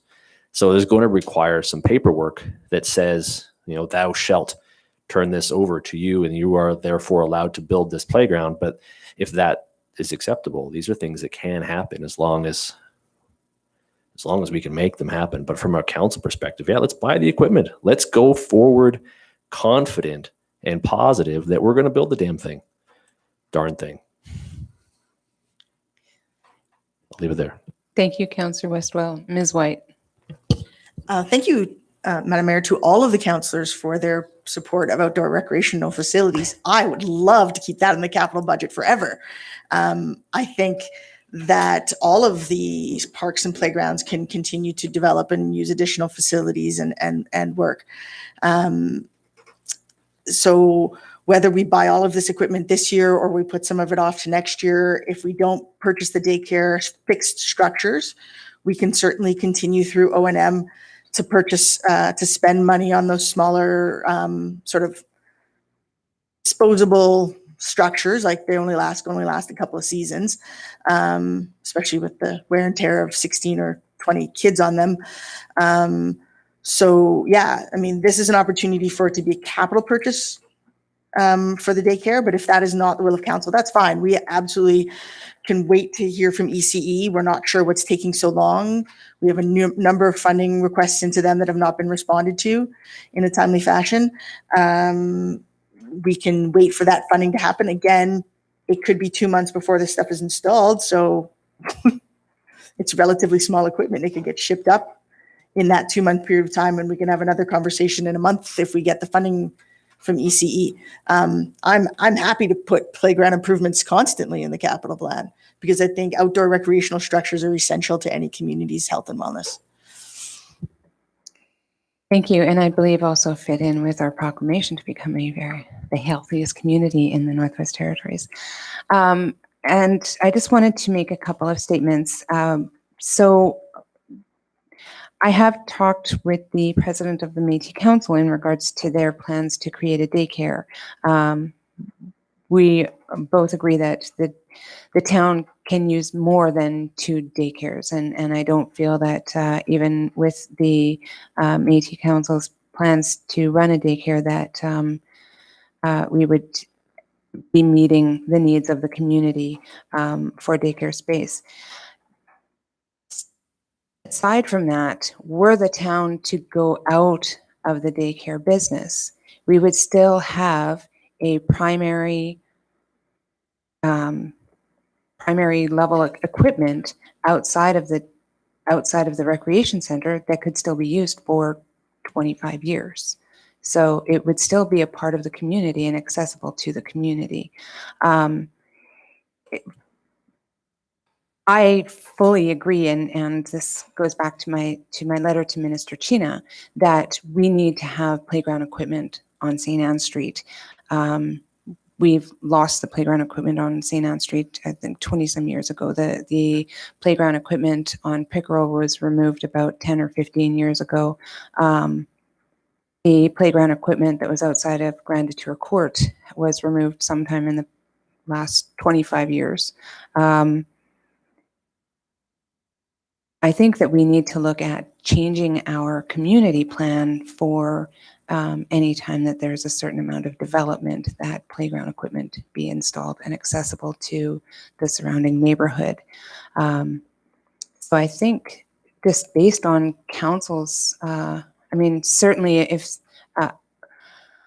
I am committed to working with housing to get a playground on St. Anne Street. That is something that I am very much pushing for, and have addressed the minister to get playground equipment there.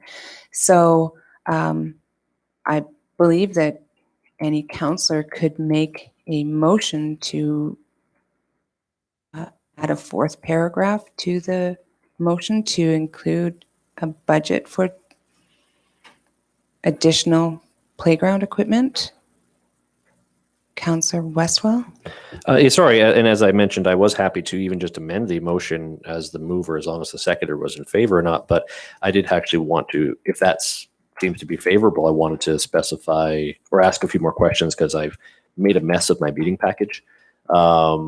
If there was the included estimated budget for that, I had a couple of pages for briefing notes, but I seem to have misplaced the last page with the update. Oh no, recommendation updates. I don't think it has that on here. Again, I know you were, I can't make that yeah, recommendation to but is it included in the body of the briefing note though? Okay. I believe that council could even take a look at some of the other equipment that's on there and make an estimate. Ms. White?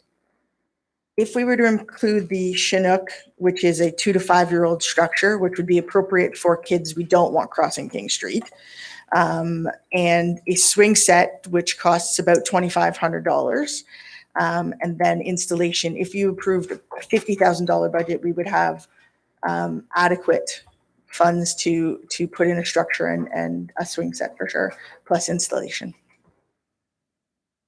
Thank you. Supplemental, Councillor Westwell?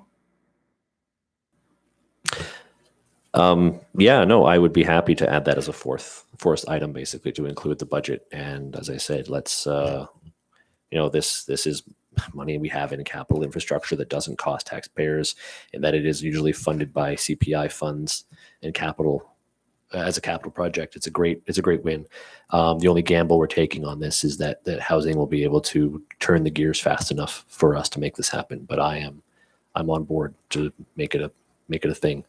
So if I forgot who seconded my motion. Councillor Councillor Cox. Cox. Okay. So as the only person who spoke to not adding that, this is a challenge for my seconder, but no pressure, but just a bit of pressure that if this is what it takes to build the playgrounds and make council unanimously supported on something that has been heavily discussed, that I am more than happy to make the amendment and that we can make this happen.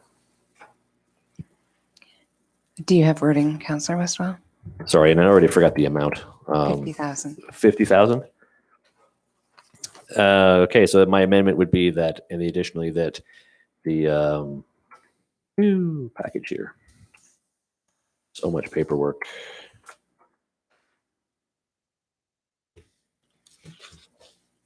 There we go. Okay. Should I just reread or just add the addition of that the play structure is identified that $50,000 be transferred from CPI reserve to GL 8-2-0551. Oh, wait, no, that's TAG. So -570 parks and playgrounds to support the purchase of playground, $50,000 to support the purchase of playground equipment on St. Anne's Street. Councillor Cox, are you amenable? Thank you. We have seconded. Councillor Cox has agreed to the amendment. Councillor Westwell, do you want to speak further to the amendment? I think at this point, people have heard me talk enough. Thank you. I have next Councillor Couvret and then Councillor Cox. I was just going to actually come up with the wording for the amendment to the motion. So Councillor Westwell's already done that. Thank you, Councillor Couvret. Councillor Cox. So I have two questions. One is, do we have, I just want to confirm that we have adequate funds in CPI reserve to afford an additional $50,000 for playgrounds? So that's question one. And question two is, if things don't work out with the Housing Corporation, where do these two play structures go? Ms. White. So you're suggesting the Chinook and the swing set, right? Because we're not going to put the big Tundra track play structure there. Well, there's places. Mm-hmm. They could certainly be added to one of the current playgrounds, such as Cape Ferguson or Kid City, without any real taking up too much room. Or they could be added to the Tamarack Court. There's room there as well. Mm-hmm. Or any other green space in town that you want to make a playground. Mm-hmm. Councillor Cox. And with those two play structures that we discussed as part of our discussion, but weren't actually part of the motion, there wouldn't be repetition at any of those playgrounds. We wouldn't be putting two of the same. Any further discussion? Okay, Ann. Sorry. Councillor Cox? So just to total everything up, we are sitting at approving $359,000 from various CPI reserves for what could potentially, be 5 different playgrounds in the community. So as much as I hesitate with this 4th paragraph, that is good value for the dollar. It includes freight, it includes installation, and perhaps, as Councillor Pishinger said, if we acquire the equipment, this will actually happen. And we will see a playground on St. Anne Street this For the season. first time in 20 For the first time. years. Yeah, exactly. Thank you. Councillor Campbell? Okay, that sounds like a good plan we have there. Let's go with it. Okay, here's another one. Okay, can we get local involvement in purchasing this equipment? 359,000, I'd even like 10% of that. That's good for the community. 35,000 for business that supports, buys, does everything local. We don't, just because it's over 100,000, we don't support our local businesses. I disagree with that. If we could put it out there, a tender to the businesses in Fort Smith to purchase, it would be awesome. It's a good little kick in the butt for everybody. These guys also employ people from the town, do everything. And we got to support our town when times are tough. Let's support them. They could go 1%. I don't know what they want to mark up from Blue Imp. We specify Blue Imp right what we want, and that's what we'll get. But we got to support our local businesses that need a paycheck and pay their employees every week and everything. We got to support them big time. This is a good sized one to help businesses and that. So we have to buy local. Thank you.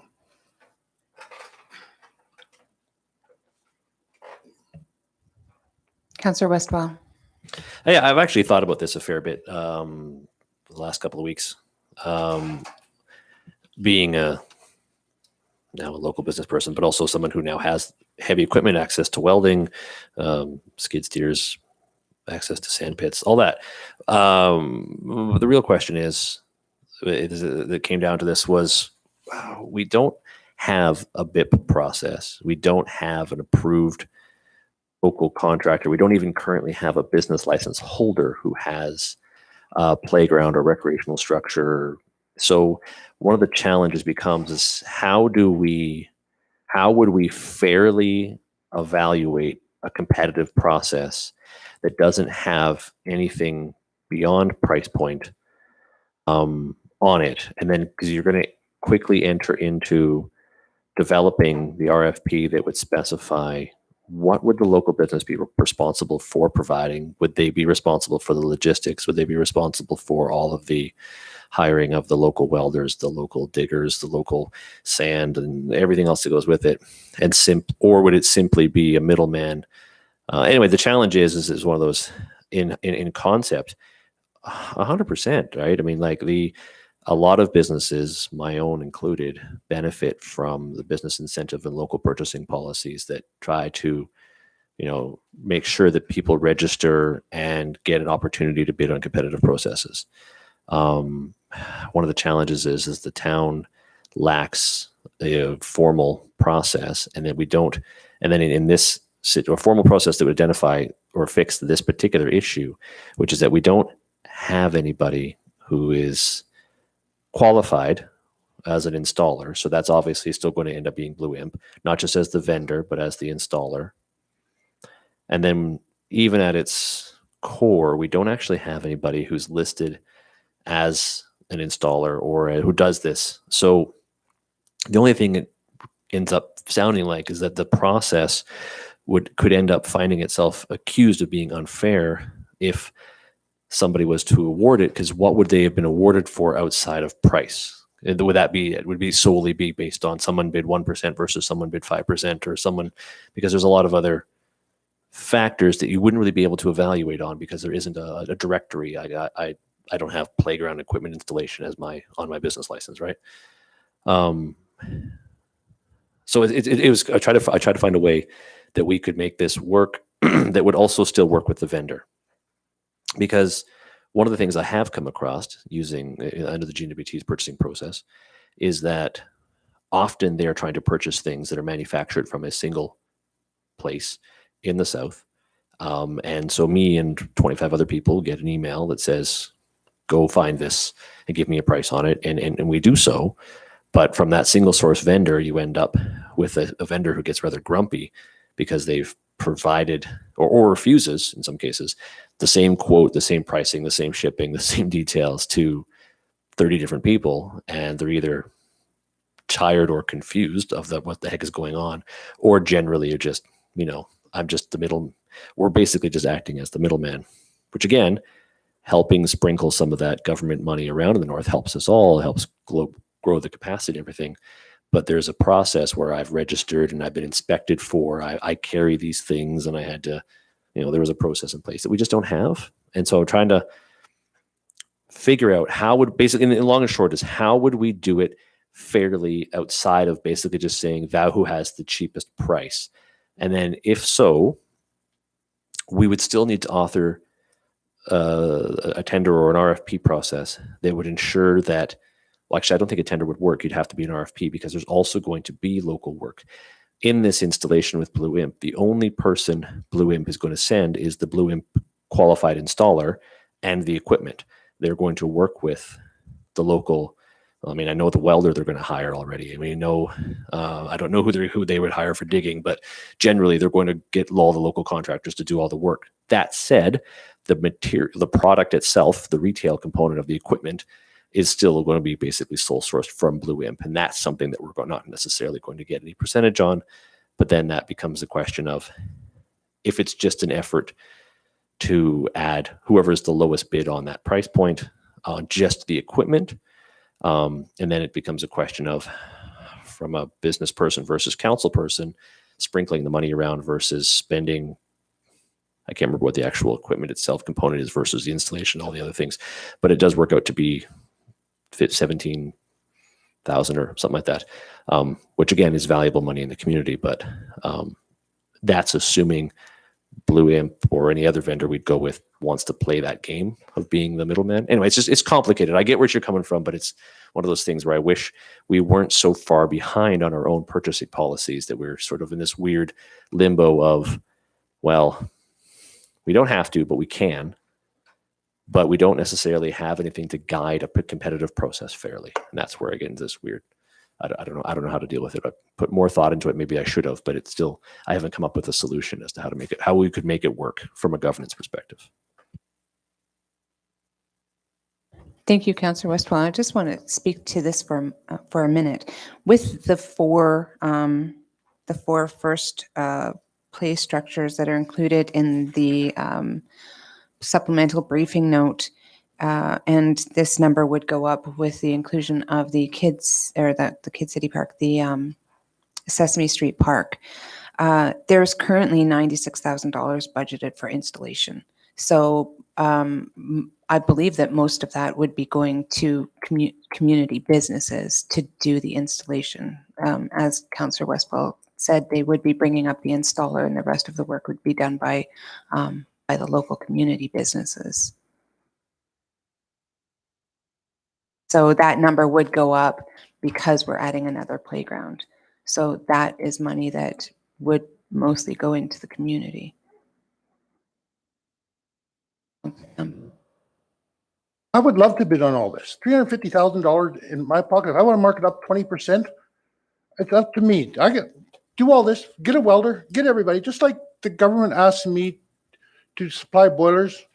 You got to go around to get glycol. You got to get the flooring done underneath there. You need carpenters. You need different people. Anybody in town would love to bid on this. Put it out there, RFQ.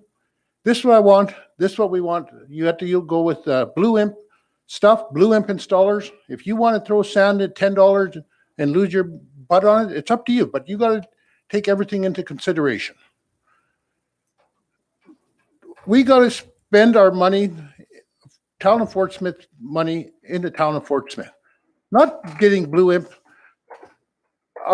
outside of Fort Smith any richer. They're going to get it anyways. But we got to spend money in Fort Smith. That's a good chunk of money. We're not supporting any of our local business. We got to support everybody. Let's put some. We're going to cost us probably $50,000 more than this thing if we put it out private, but we have to. We got to support local. It might even cost us $10,000. I don't know what people want to come in at. You can put installation, everything. All just, I want Blue Imp equipment installed on a certain date. They order that stuff and they tell us when it's going to be ready, and they send their installer and they'll tell us what has to be done. And they'll give you a price. They'll give anybody prices to sell anything. Nowadays, anybody will give a price. If I'm bidding on boilers, if I draw a tender package, Wolseley, Emco, Echo, they'll all send me prices on that. Wheel McLean 880 boiler. That's the way the GNWT works a lot of times. If you pull a tender package, they'll send you a quote on it. And we got to go buy local. We always say buy local. The town of Fort Smith does not buy local very much. Spend $1,000 here, spend $1,000 here.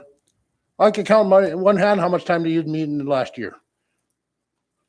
And it's just, I shouldn't be using me, but that's just a good example. And then other people, we talk about it quite a bit. The town of Fort Smith does not support much local. If they could go buy anywhere else, they would. Thank you. Thank you for your comments, Councillor Campbell. I do have to disagree. We do get the accounts paid list every month, and the town spends the majority of its money in the community. Recognizing again that there is, we're looking at probably over $100,000 that is going to go into, or near $100,000 that's going to go toward installation for this equipment. We also have a financial responsibility to our residents that we can't just add 10% onto the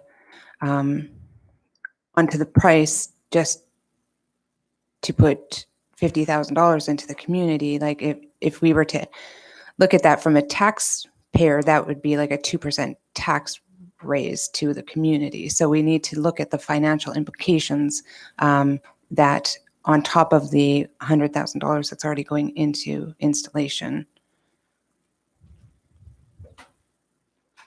Councillor Westwell. One of the components that did come up as well out of this, by my own thoughts, and Councillor Campbell has mentioned too, is the idea of building capacity, right? Where once upon a time there was installers of playground equipment, and now there isn't because it's been a long time. But you don't ever rebuild capacity if you don't ever build it and support the local business. You're always trickling it down to the south, and I mean, I think at this point there isn't a community up this way who isn't following effectively the same thing outside of building their own equipment. But it is, yeah, there's been a huge loss of capacity in that there should be an installer of some quality. I don't see why there isn't something that a qualified installer in the north. There's a lot of qualified dealers and installers for a lot of things. Of course, many of them are based in Yellowknife, but it is a loss of capacity, and by continuing to bid directly to the south, we don't gain that capacity. We gain the ability and the contracting from our local contractors. As I say, there's a welder locally who travels the north for Blue Imp already doing welding, and there's people who do all the sand, and they have that capacity, but the actual installation capacity we don't gain. And the expectation of somebody to go and become a qualified installer and come back to the community is unrealistic without having a local reason to do so. So anyway, I still, as I specified, I really want to build some playgrounds, and I think this is still solid, and that there's a lot of value here. But I mean, Councillor Campbell's not wrong in his saying that if there was a way that we could support more local in this, that we should. It's just as I've laid out, I don't see how we could. Yeah, whether it's if say we both bid on it, and whatever it went to, because there isn't really a way to evaluate outside of the written proposal, which happens all the time where people write their proposals and it's evaluated as such. But I think because we're simply asking for sort of a middleman, from my perspective, it's also hard to not feel like it's a pork project when you're sort of padding it up, even though it's valuable to do so. And there's lots of GWT pork projects that do good work in the communities that we regularly are benefits from. But it's, I don't know. Yeah. I've thought about this a ton. It's one of those things. You're not wrong. It'd be great to have the local capacity and a local qualified instructor or playground installer. But I don't know. I can't figure out how to make it work without having in a timeline as well that makes this happen.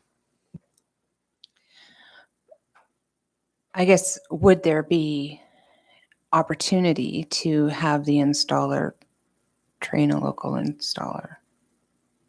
No. Councillor Campbell. You could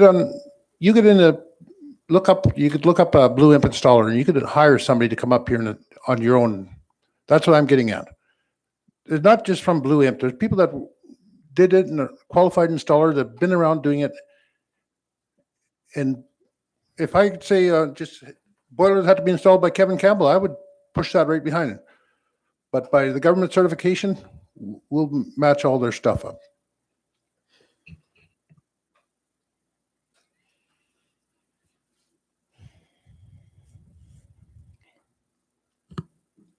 Any further discussion?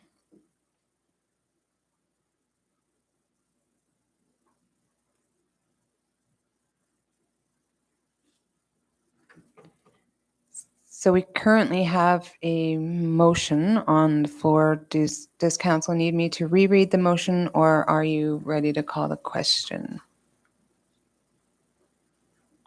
Call the question. All in favor?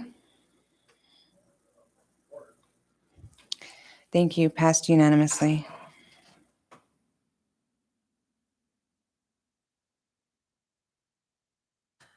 We next have DPA 009-21.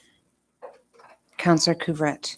I move that DPA 009-21, submitted by Jeremy Beamish, to construct a duplex in an R1 zone on lot 1636, Plan 2908 at 104 Field Street in Fort Smith be approved pending meeting all other zoning and water and sewer requirements to the satisfaction of administration.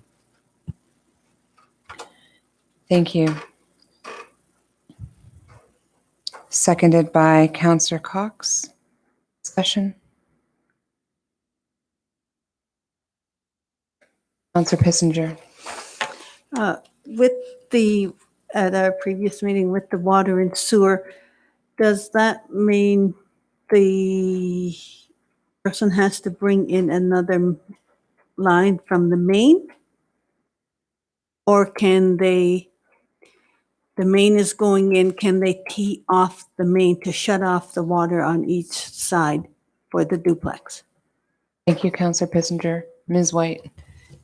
We are discussing that internally. So I think that gives us the opportunity, when you say to the satisfaction of administration, for us to examine that and make a decision on that.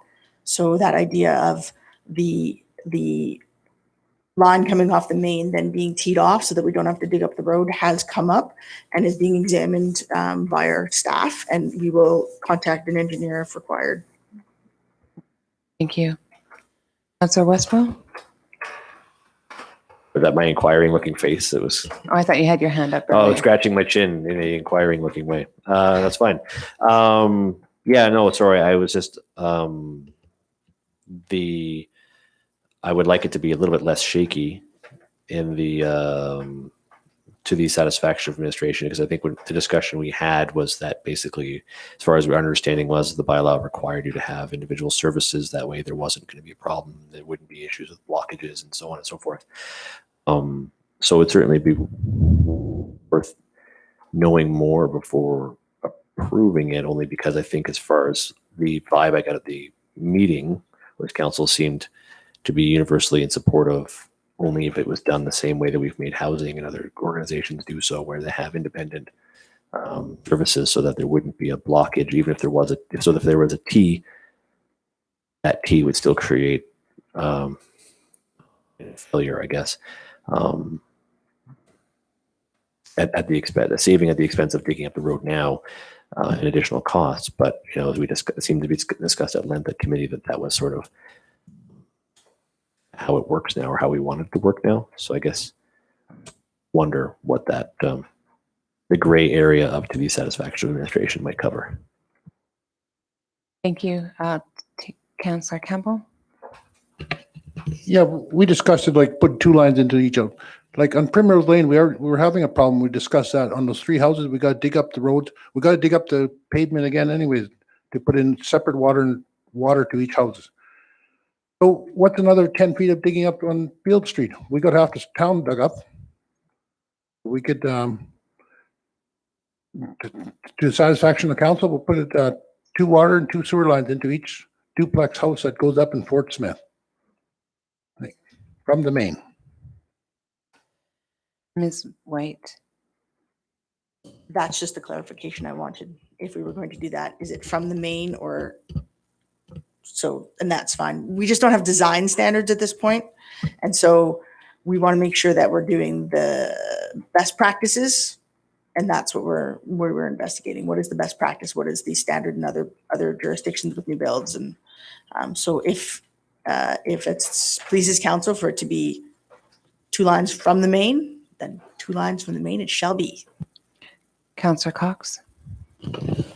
Just to clarify, it's not just the will of this council. According to the briefing note from our, according to the June 3rd briefing note that we looked at last week during municipal services, the purpose, bylaw 705, section 510, point 2 specifies a separate water service pipe and a separate sewer service pipe shall be installed for each unit of a semi-detached duplex. I would interpret that as being from the main.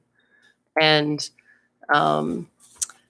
Councillor Campbell's right, concern about digging up the road, I understand, but it looks like the Housing Corporation is going to be putting a duplex down on the same street later this summer or this fall, and part of that road is going to be dug up. So concern about having to dig up the road, I don't think is a legitimate reason to not put in separate services, especially when the bylaw specifies it.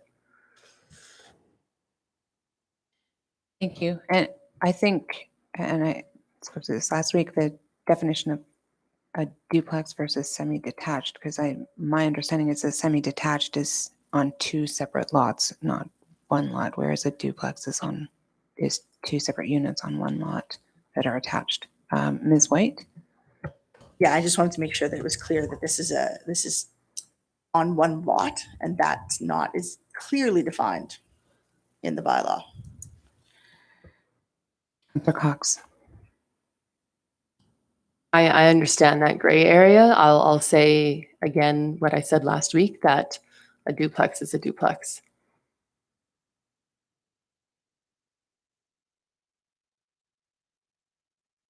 Any further discussion?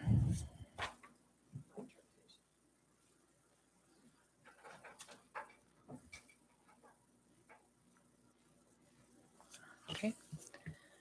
Councillor Campbell? So are we going to have it in there that it's going to have 2 water amendment in there to have 1 water and 1 sewer line to each side of the duplex?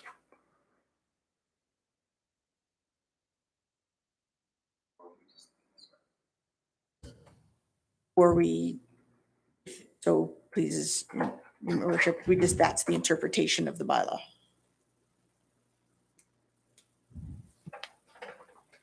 And we just go with that's the interpretation of the bylaw because that's what we did with housing. And that's how we've already interpreted it. Because housing was 1 lot with 2 separate units on it, 2 attached units on it. Thank you. And I think that we would then need to put this bylaw to the bylaw review committee for future clarification. Yeah. Councillor Couvret, did you have so Councillor Couvret, you had initially moved the motion.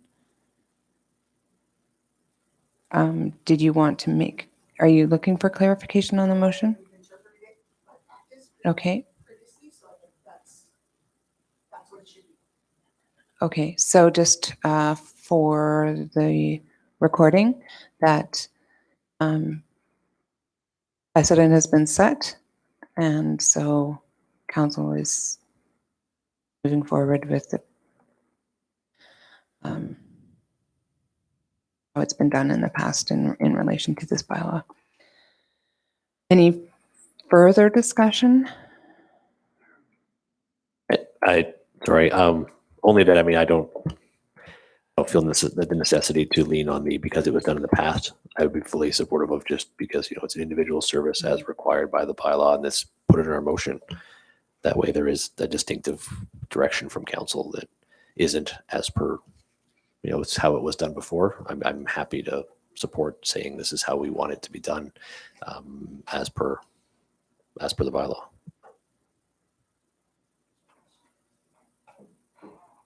Ms. White.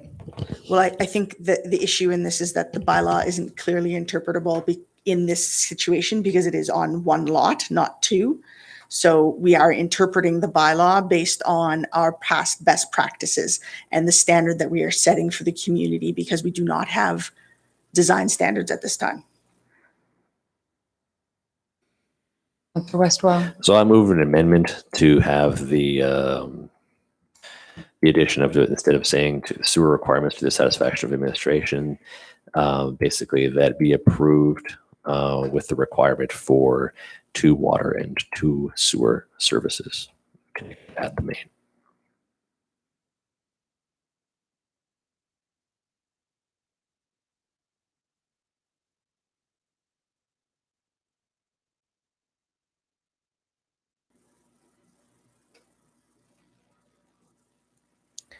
Councillor Couvret, are you amenable?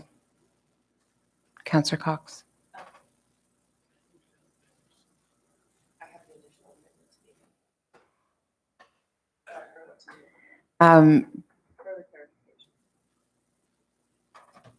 Just a question before I agree. Did you remove the language pending meeting all other zoning requirements? Because I think that should be, no, that's still in there? Okay, thank you. Yes, I'm good with seconding the amended motion. Thank you. Sorry, I had, and I just need to clarify. I had 104 Field Street in Fort Smith be approved with the requirement of 2 water and 2 sewer services connected to the main. And pending meeting all other zoning and water sewer requirements, I guess. It doesn't have to be exclusive. It still has to be other water. It still has to be other zoning requirements. So, and all other zoning. Yeah, so I'll read it then. So that DPA 00921 submitted by Jeremy Beamers to construct a duplex in an R1 zone on lot 1636 plan 2908 104 Field Street in Fort Smith be approved with the requirement for installation of 2 water and sewer services to the main and pending meeting all other zoning and water sewer requirements.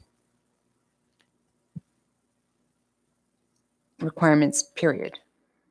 Yes. Thank you. Councillor Couvret.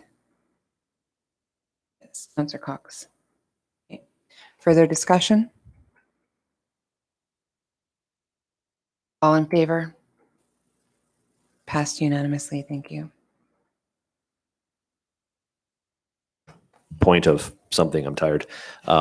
Was that passing the amendment or did we just move like an amendment to the original motion? Okay, sorry, because I thought I'd actually originally moved an amendment. So but I'm okay if we've just amended it to excellent. Thank you. We do need a motion to continue the meeting. Already.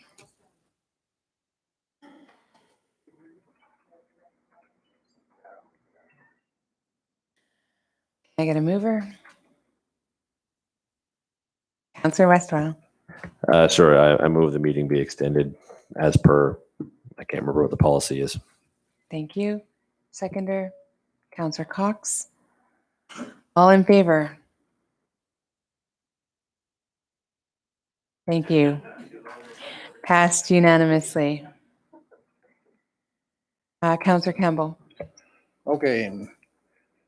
I move that DPA -004-21 submitted by Armando Burton to relocate a wood structure building to a TC zone on lot 39, Plan 14, Fort Smith, 88 Brainerd Street in Fort Smith, be rejected pending lot 39, Plan 14, 88 Brainerd Street in Fort Smith be thoroughly cleaned, remediated, and free of contaminants suitable to administration at the applicant's cost, and that the proposed wood structure building be independently verified for fitness and compliance by professionals suitable to the administration at the applicant's cost.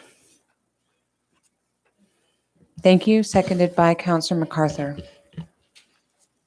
Discussion? Ms. White. Just as follow-up, Mr. Burton would like to delegate to council at the next corporate services to make promises. Thank you. Further discussion? Councillor Couvret. Thank you. That being the case, I would move we table the motion.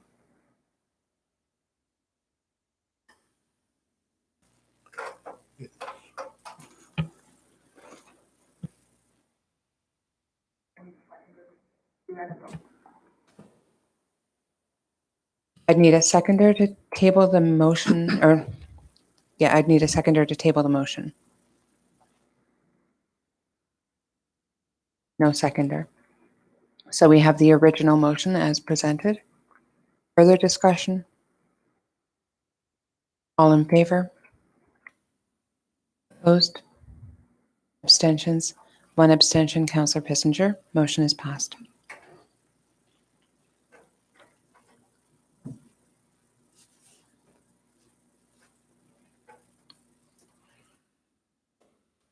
The next DPA 014-21 has been rescinded by Housing. Ms. White. Recognizing that they have let us know now that it is rescinded, the DPA that they have submitted to replace this is for an R2, and thus, unless directed otherwise, would be an administrative approval because they fit the zoning requirements and all of the setbacks, etc. So unless there's some reason you want to not have that approved administratively, I would love to know that so that you can deal with it. We could approve it administratively pending approval of some sort of design. However, you have no design standards for the town. So, Thank you. Councillor Couvret. Just a point of order, I guess, is do we not have to have a motion for discussion? They are, however, we cannot make a motion on DPA-014-21 as they've rescinded it. Council can make a separate motion for discussion.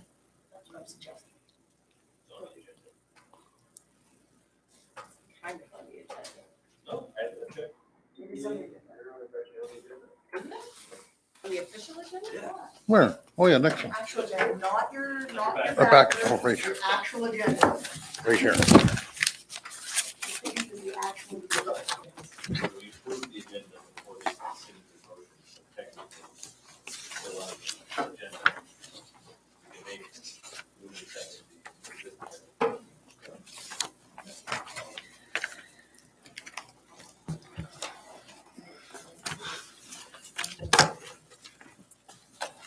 Sorry, the old one is on the agenda. Yes. Yeah, but not the new development application. Okay. Counselor Couvret? Well, just so that we can get it moving along, I move that DPA 014-21 submitted by the NWT Housing Corporation to construct a duplex in a R1 zone on lot 745, plan 416, 116 Field Street in Fort Smith be approved pending meeting all other zoning, water and sewer requirements to the satisfaction of administration.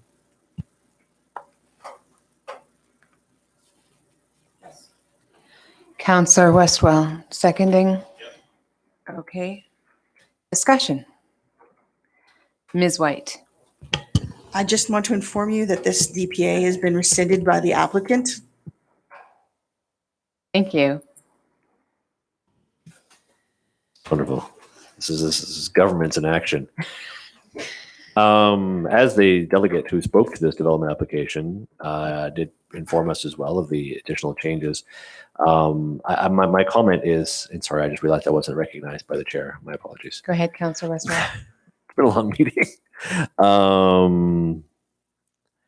Tricky. They were tricky here because the one thing I was quite confident to not support was the fact that they were asking for a conditional approval. So I thought, excellent. I don't have to make a stance based on how ugly the building is. I can just make a stance based on the fact that it's not want a duplex in that skinny little lot. I still think the lot that they're proposing is too small for a duplex. But I'm intrigued. I haven't seen the development permit, but I am intrigued to see the setbacks and how they managed to achieve that. I would be a lot more comfortable basing my support based on something more tangible because, as you said, we don't have development guidelines. Out of like ethics towards my fellow citizens and residents and people in the neighborhood, don't want to approve a metal box. That's right. A metal box for our for social housing. I think it sets a terrible example of how to build an inclusive community and also build a home for people that they can make their home.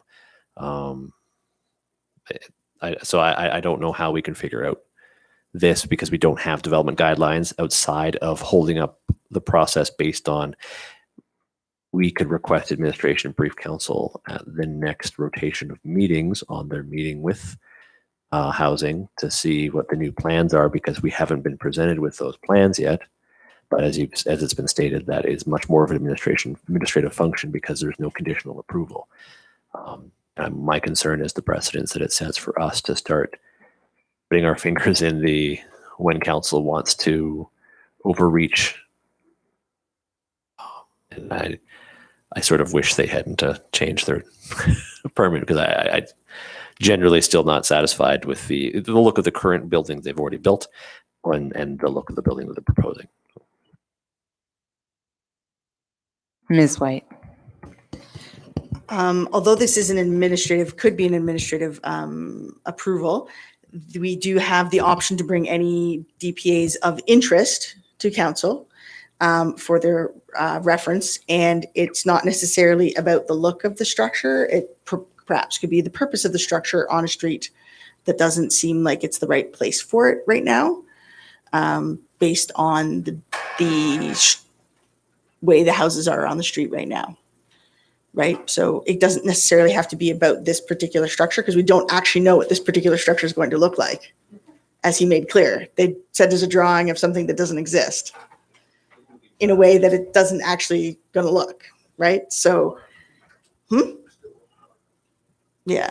So I would bring this to council nonetheless for this next DPA because I would be willing to bring this to council this DPA in the next cycle because it is a point of interest, because it is a discussion about how we diversify housing in the community. Thank you, Ms. White. And I would just maybe remind council that the Housing Corporation did offer to make a separate presentation to council in regards to developments. And I believe that this has already become a political discussion. So, Councillor Couvret, you had a comment? Oh, I thought your hand was up. Councillor Campbell. Well, let's ask the Housing Corporation to come down and do a presentation to us. Then we can't make a decision until they tell us what's happening. Thanks. Ms. White. I believe that's a great recommendation. I think it's important that I also point out that we could lose this unit because we can't get a lot to them in a quick enough period of time. And now we're talking about 2 lots that we need to find for housing in the community, which makes it a little bit more challenging. When seeking out the lot for the duplex for the RCMP, that actually took a lot of person hours on behalf of the staff to find an appropriate location for that housing development. So just to be aware that any further delays could result in us losing this very important piece of housing in the community because we're not on the uptake quick enough. Thank you. So, Councillor Couvret, you currently have a motion. Are there any recommendations to amend the motion?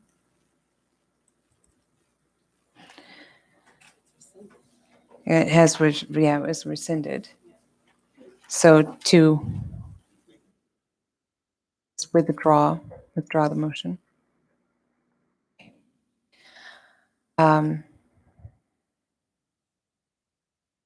And Councillor Westwell is amenable to withdrawing the motion. Thank you. Motion is withdrawn.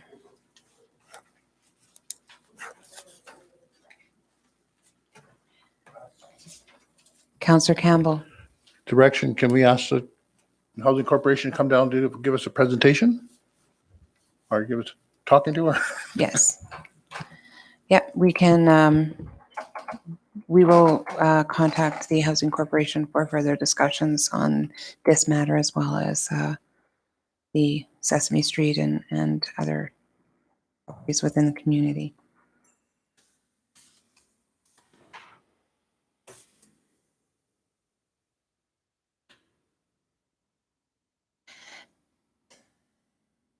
We have the NWTHC delegation motion. They have already delegated. Councillor Cox.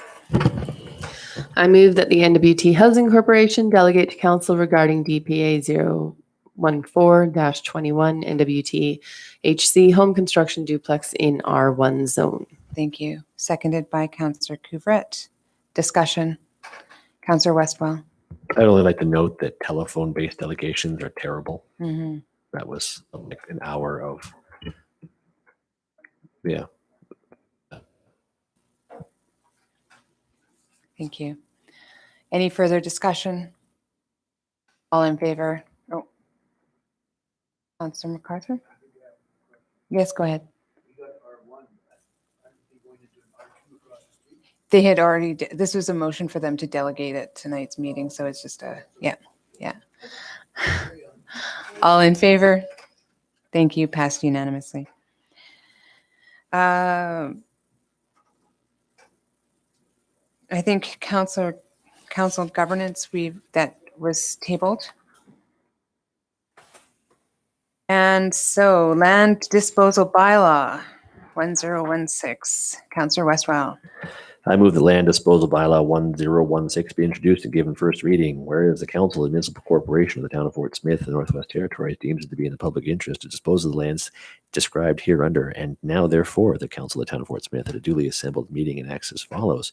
1, that the Municipal Corporation of the Town of Fort Smith is hereby authorized to dispose of to Trevor Campbell a freehold interest or fee simple title for the following parcel of land, the whole of lot 1736, plan 4330450 Calder Avenue in Fort Smith, in consideration for the sum of $52,590.30 plus Two, that the mayor and senior administrative officer of the municipal corporation of the town of Fort Smith or lawful deputy of either of them are hereby authorized in the name and on behalf of the municipal corporation of the town of Fort Smith to execute all such forms of application, deeds, indentures, and other documents as may be necessary to give effect to this bylaw and to affix thereto the corporate seal of the municipal corporation of the town of Fort Smith as a act of deed thereof, subscribing their names in an attestation of such execution.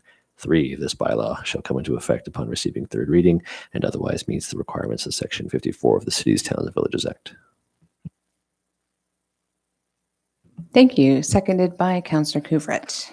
Discussion. Ms. White.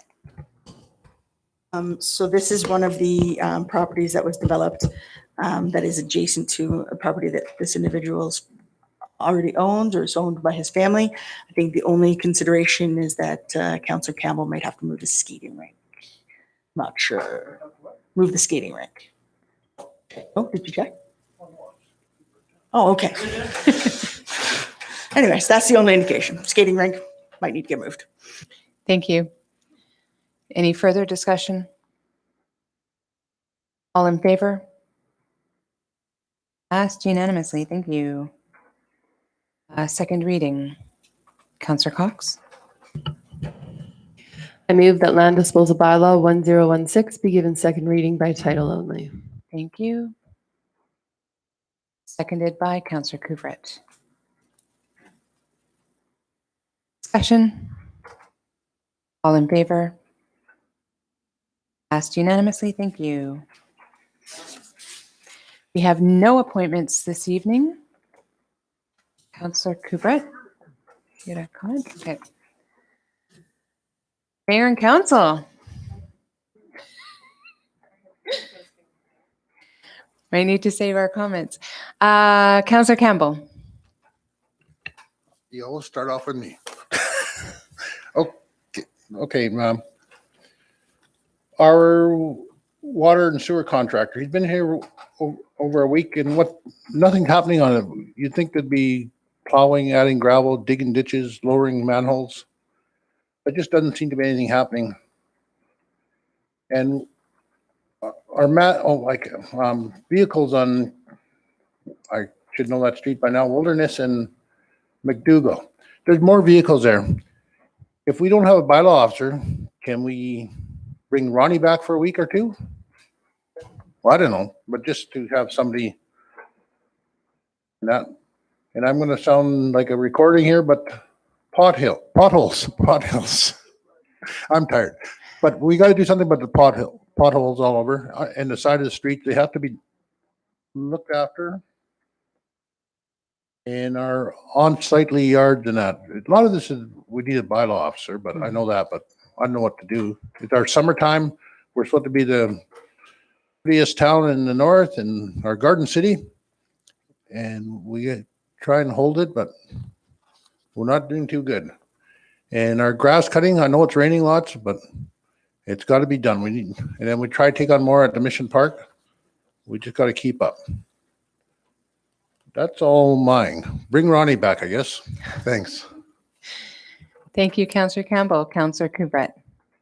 No comments this evening. Councillor MacArthur. Yeah, just one in regards to potholes. You fill them up with gravel, they don't last. Thank you. Councillor Cox.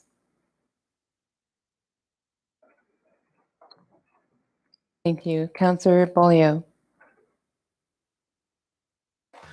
Just congratulations to all the graduates this year from the PWK and the college. Congratulations to all of them. Thank you.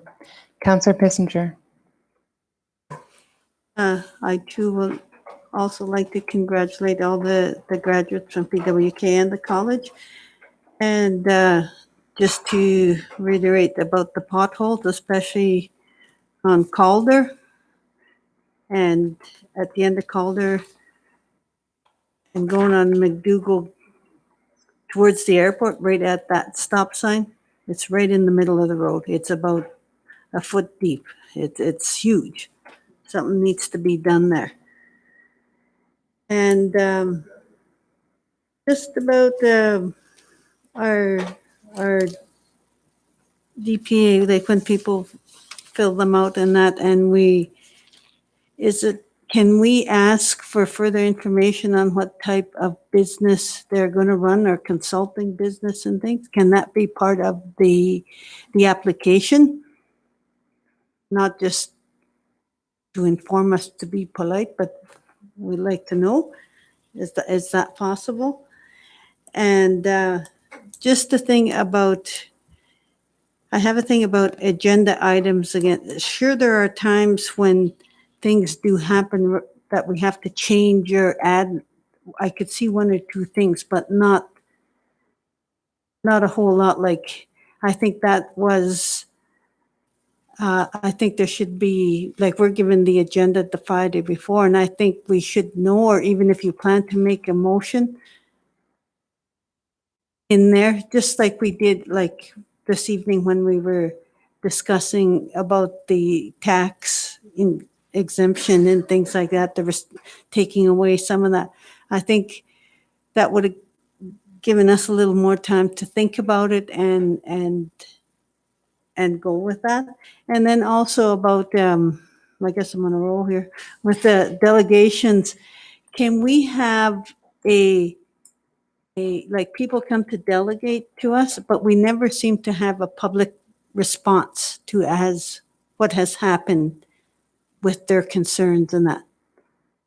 I would like to see that. And I guess one, just let the public know, I guess, and for the age group 12 to 17, the Pfizer vaccine clinic will be held tomorrow at PWK Gym from 9 to 5 p.m. Thank you. Thank you, Councillor Pissinger. Councillor Westwell.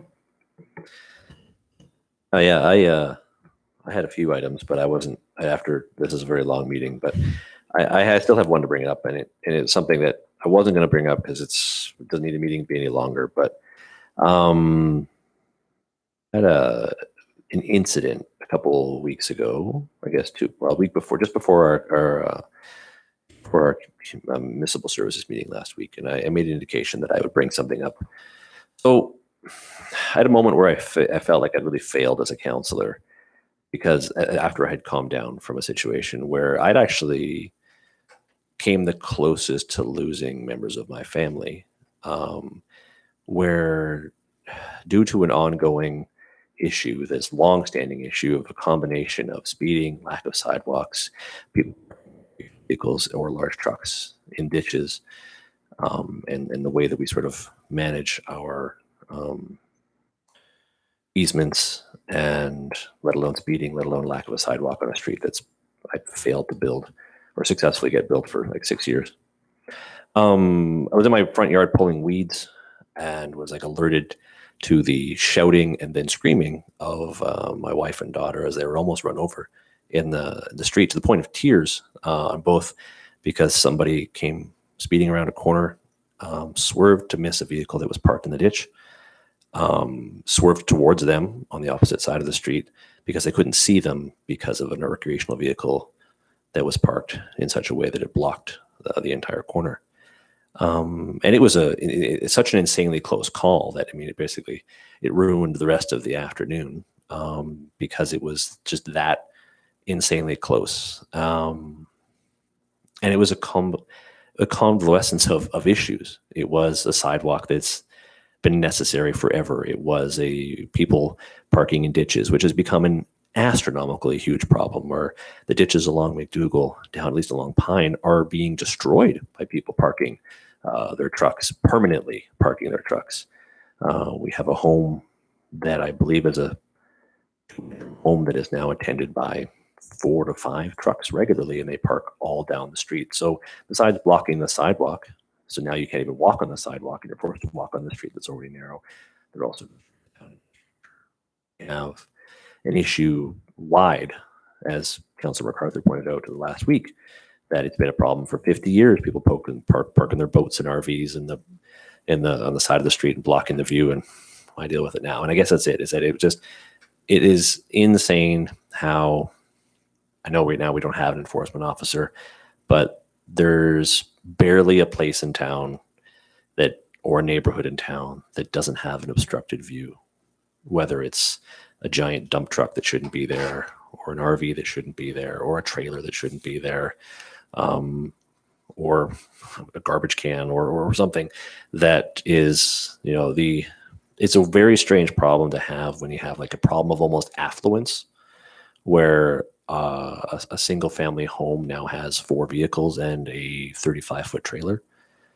It's one of those things where it's not a targeting issue against someone specifically so much as it's become a systemic issue that's it's everywhere. It's on every street, and it creates dangerous situations. I don't know if there's a way that we can make it happen so that we can incentivize a business development where, a lot of places actually have RV storage lots and storage centers that is a business. But again, we sort of continue to enable a problem to where parking not necessarily on your lawn, which is a separate thing, but just generally filling the ditches and sidewalks with vehicles, whether it's downtown when we've had people complain, and it's still an issue off of Rupert. No, I don't remember what the little street is behind the new building where EC&E is. Simpson Street?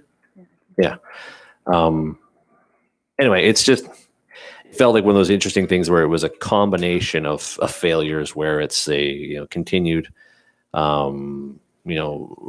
just too much work for a single bylaw officer to really do, considering our expectations for animal control bylaw enforcement, for zoning, traffic, street or a crossing guard. The list goes on and on and on. The sidewalk issue, a speeding issue, a parking in ditches and enforcement. It made me sad that it was one of those things that were just sort of continued. When someone presented to council 11 years ago with a petition to get a sidewalk built because of this very issue, that still continues to be an issue. And it felt like a defeated issue for me, because sidewalks are something that we have struggled to put down. And I hope the heck we can get that Calder bike path, the remainder of the bike path, kind of closed in circle. But it can't end there. It's not just play structures. We really need to get back to making some sidewalks. We need to get into building some traditional community municipal services infrastructure that improves and enhances the community. And I think after failing to make sidewalks happen, sort of shied away from it since, outside of repairs. And I think we need to consider getting back to that. And I don't know. This is my 3rd term on council, and I think every time when I've started on council, it's been about somehow finding a way to get additional bylaw enforcement supported or funded, and it's not come to fruition for any term, and it won't happen this term either. And I guess in a way that just makes me sad.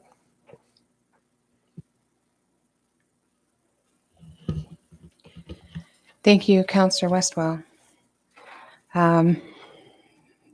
So I have had a few comments even just about the traffic bylaw recently, and by community members, and did say that the traffic review or plan was in our capital budget for this year, but I think we need to set a priority to that as well. Several years ago, the airport had offered some of their lot as for like industrial, and that may be an area that there could be RV storage. I don't think that it would interfere with any of the airport business. So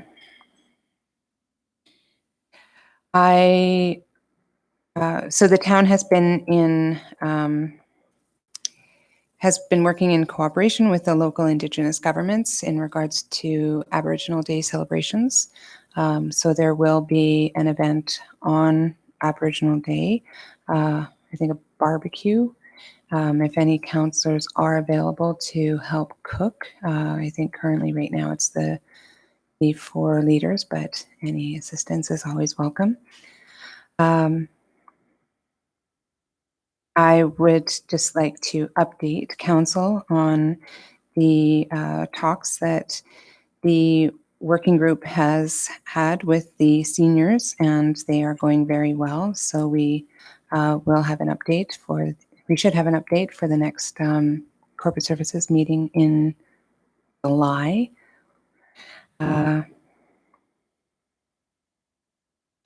I would like to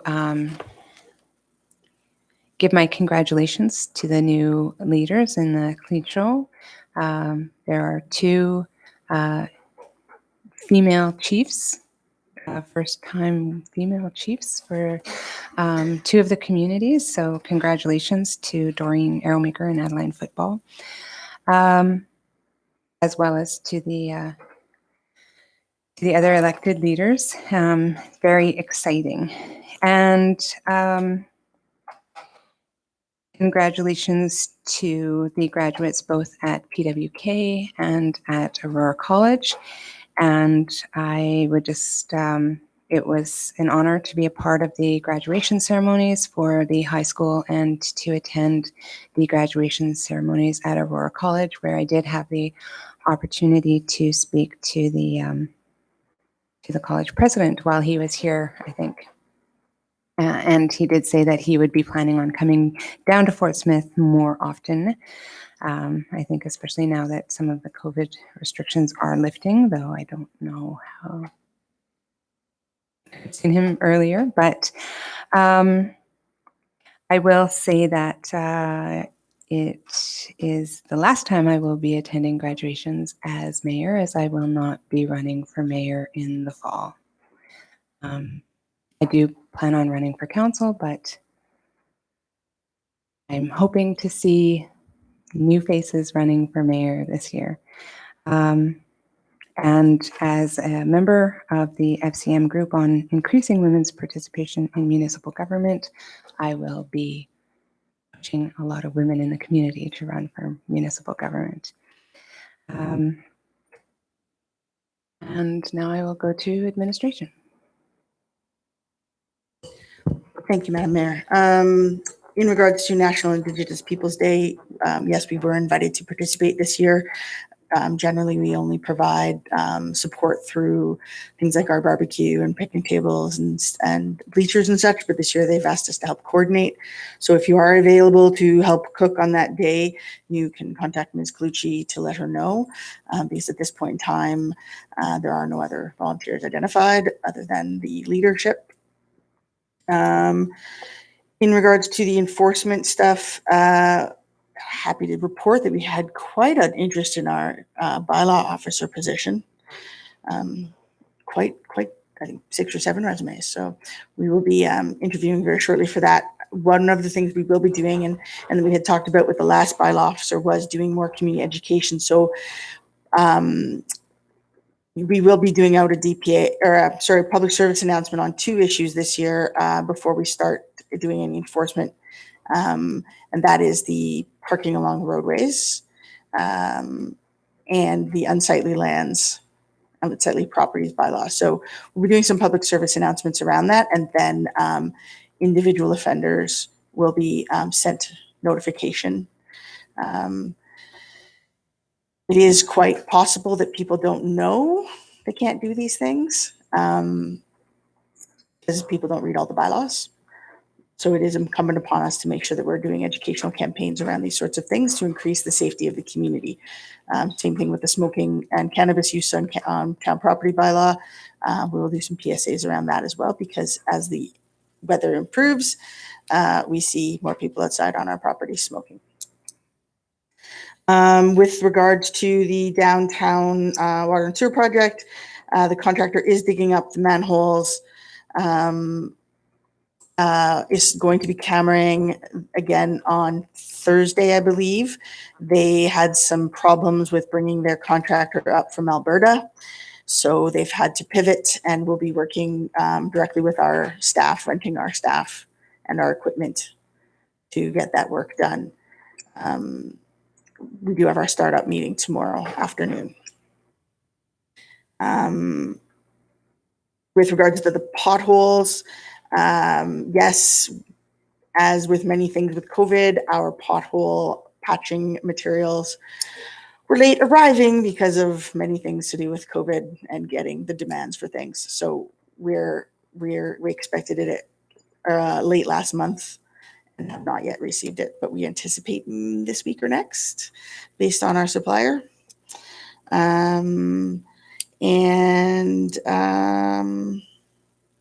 Grass cutting, yeah, part of the plan, and just needs to happen. You are correct. Thank you for that. It just needs to happen. I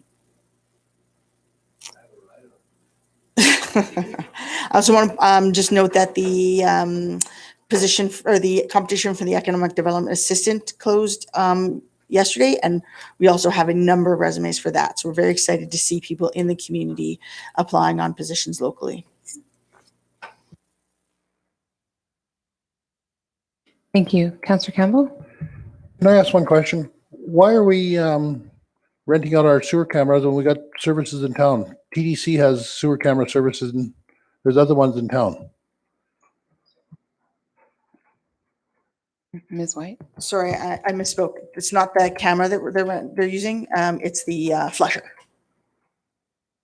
Thank you.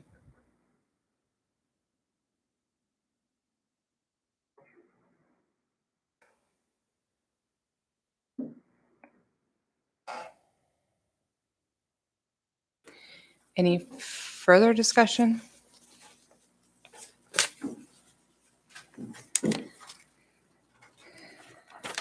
All right, thank you. So we have no proclamations this evening, and I'm looking for absence of council members. Councillor Cox. I move that Councillor MacArthur and Councillor Campbell be excused from the Corporate Services Standing Committee meeting on June 1st, 2021. Thank you. Seconded by Councillor Pissinger. Discussion? All in favor? Abstentions? Were you in favor? Okay, sorry. Passed unanimously. Councillor Cox? I move that Deputy Mayor Smith be excused from the regular meeting of council on June 15th, 2021. Thank you. Seconded by Councillor Couvret. Discussion? Deputy Mayor Smith did say he would be unable to attend tonight's meeting as per council policy. For the date of our next council meetings, we have Corporate Services Standing Committee meeting on July 6th, Community and Municipal Services Standing Committee meetings on July 13th, and our regular meeting of council on July 20th. Councillor Cox. I move that the meeting be adjourned at 10:37 p.m. Our latest meeting ever. Seconded by Councillor Couvret. All in favor? Passed unanimously. Thank you. Have a good evening. We do have a question period in accordance with council procedures.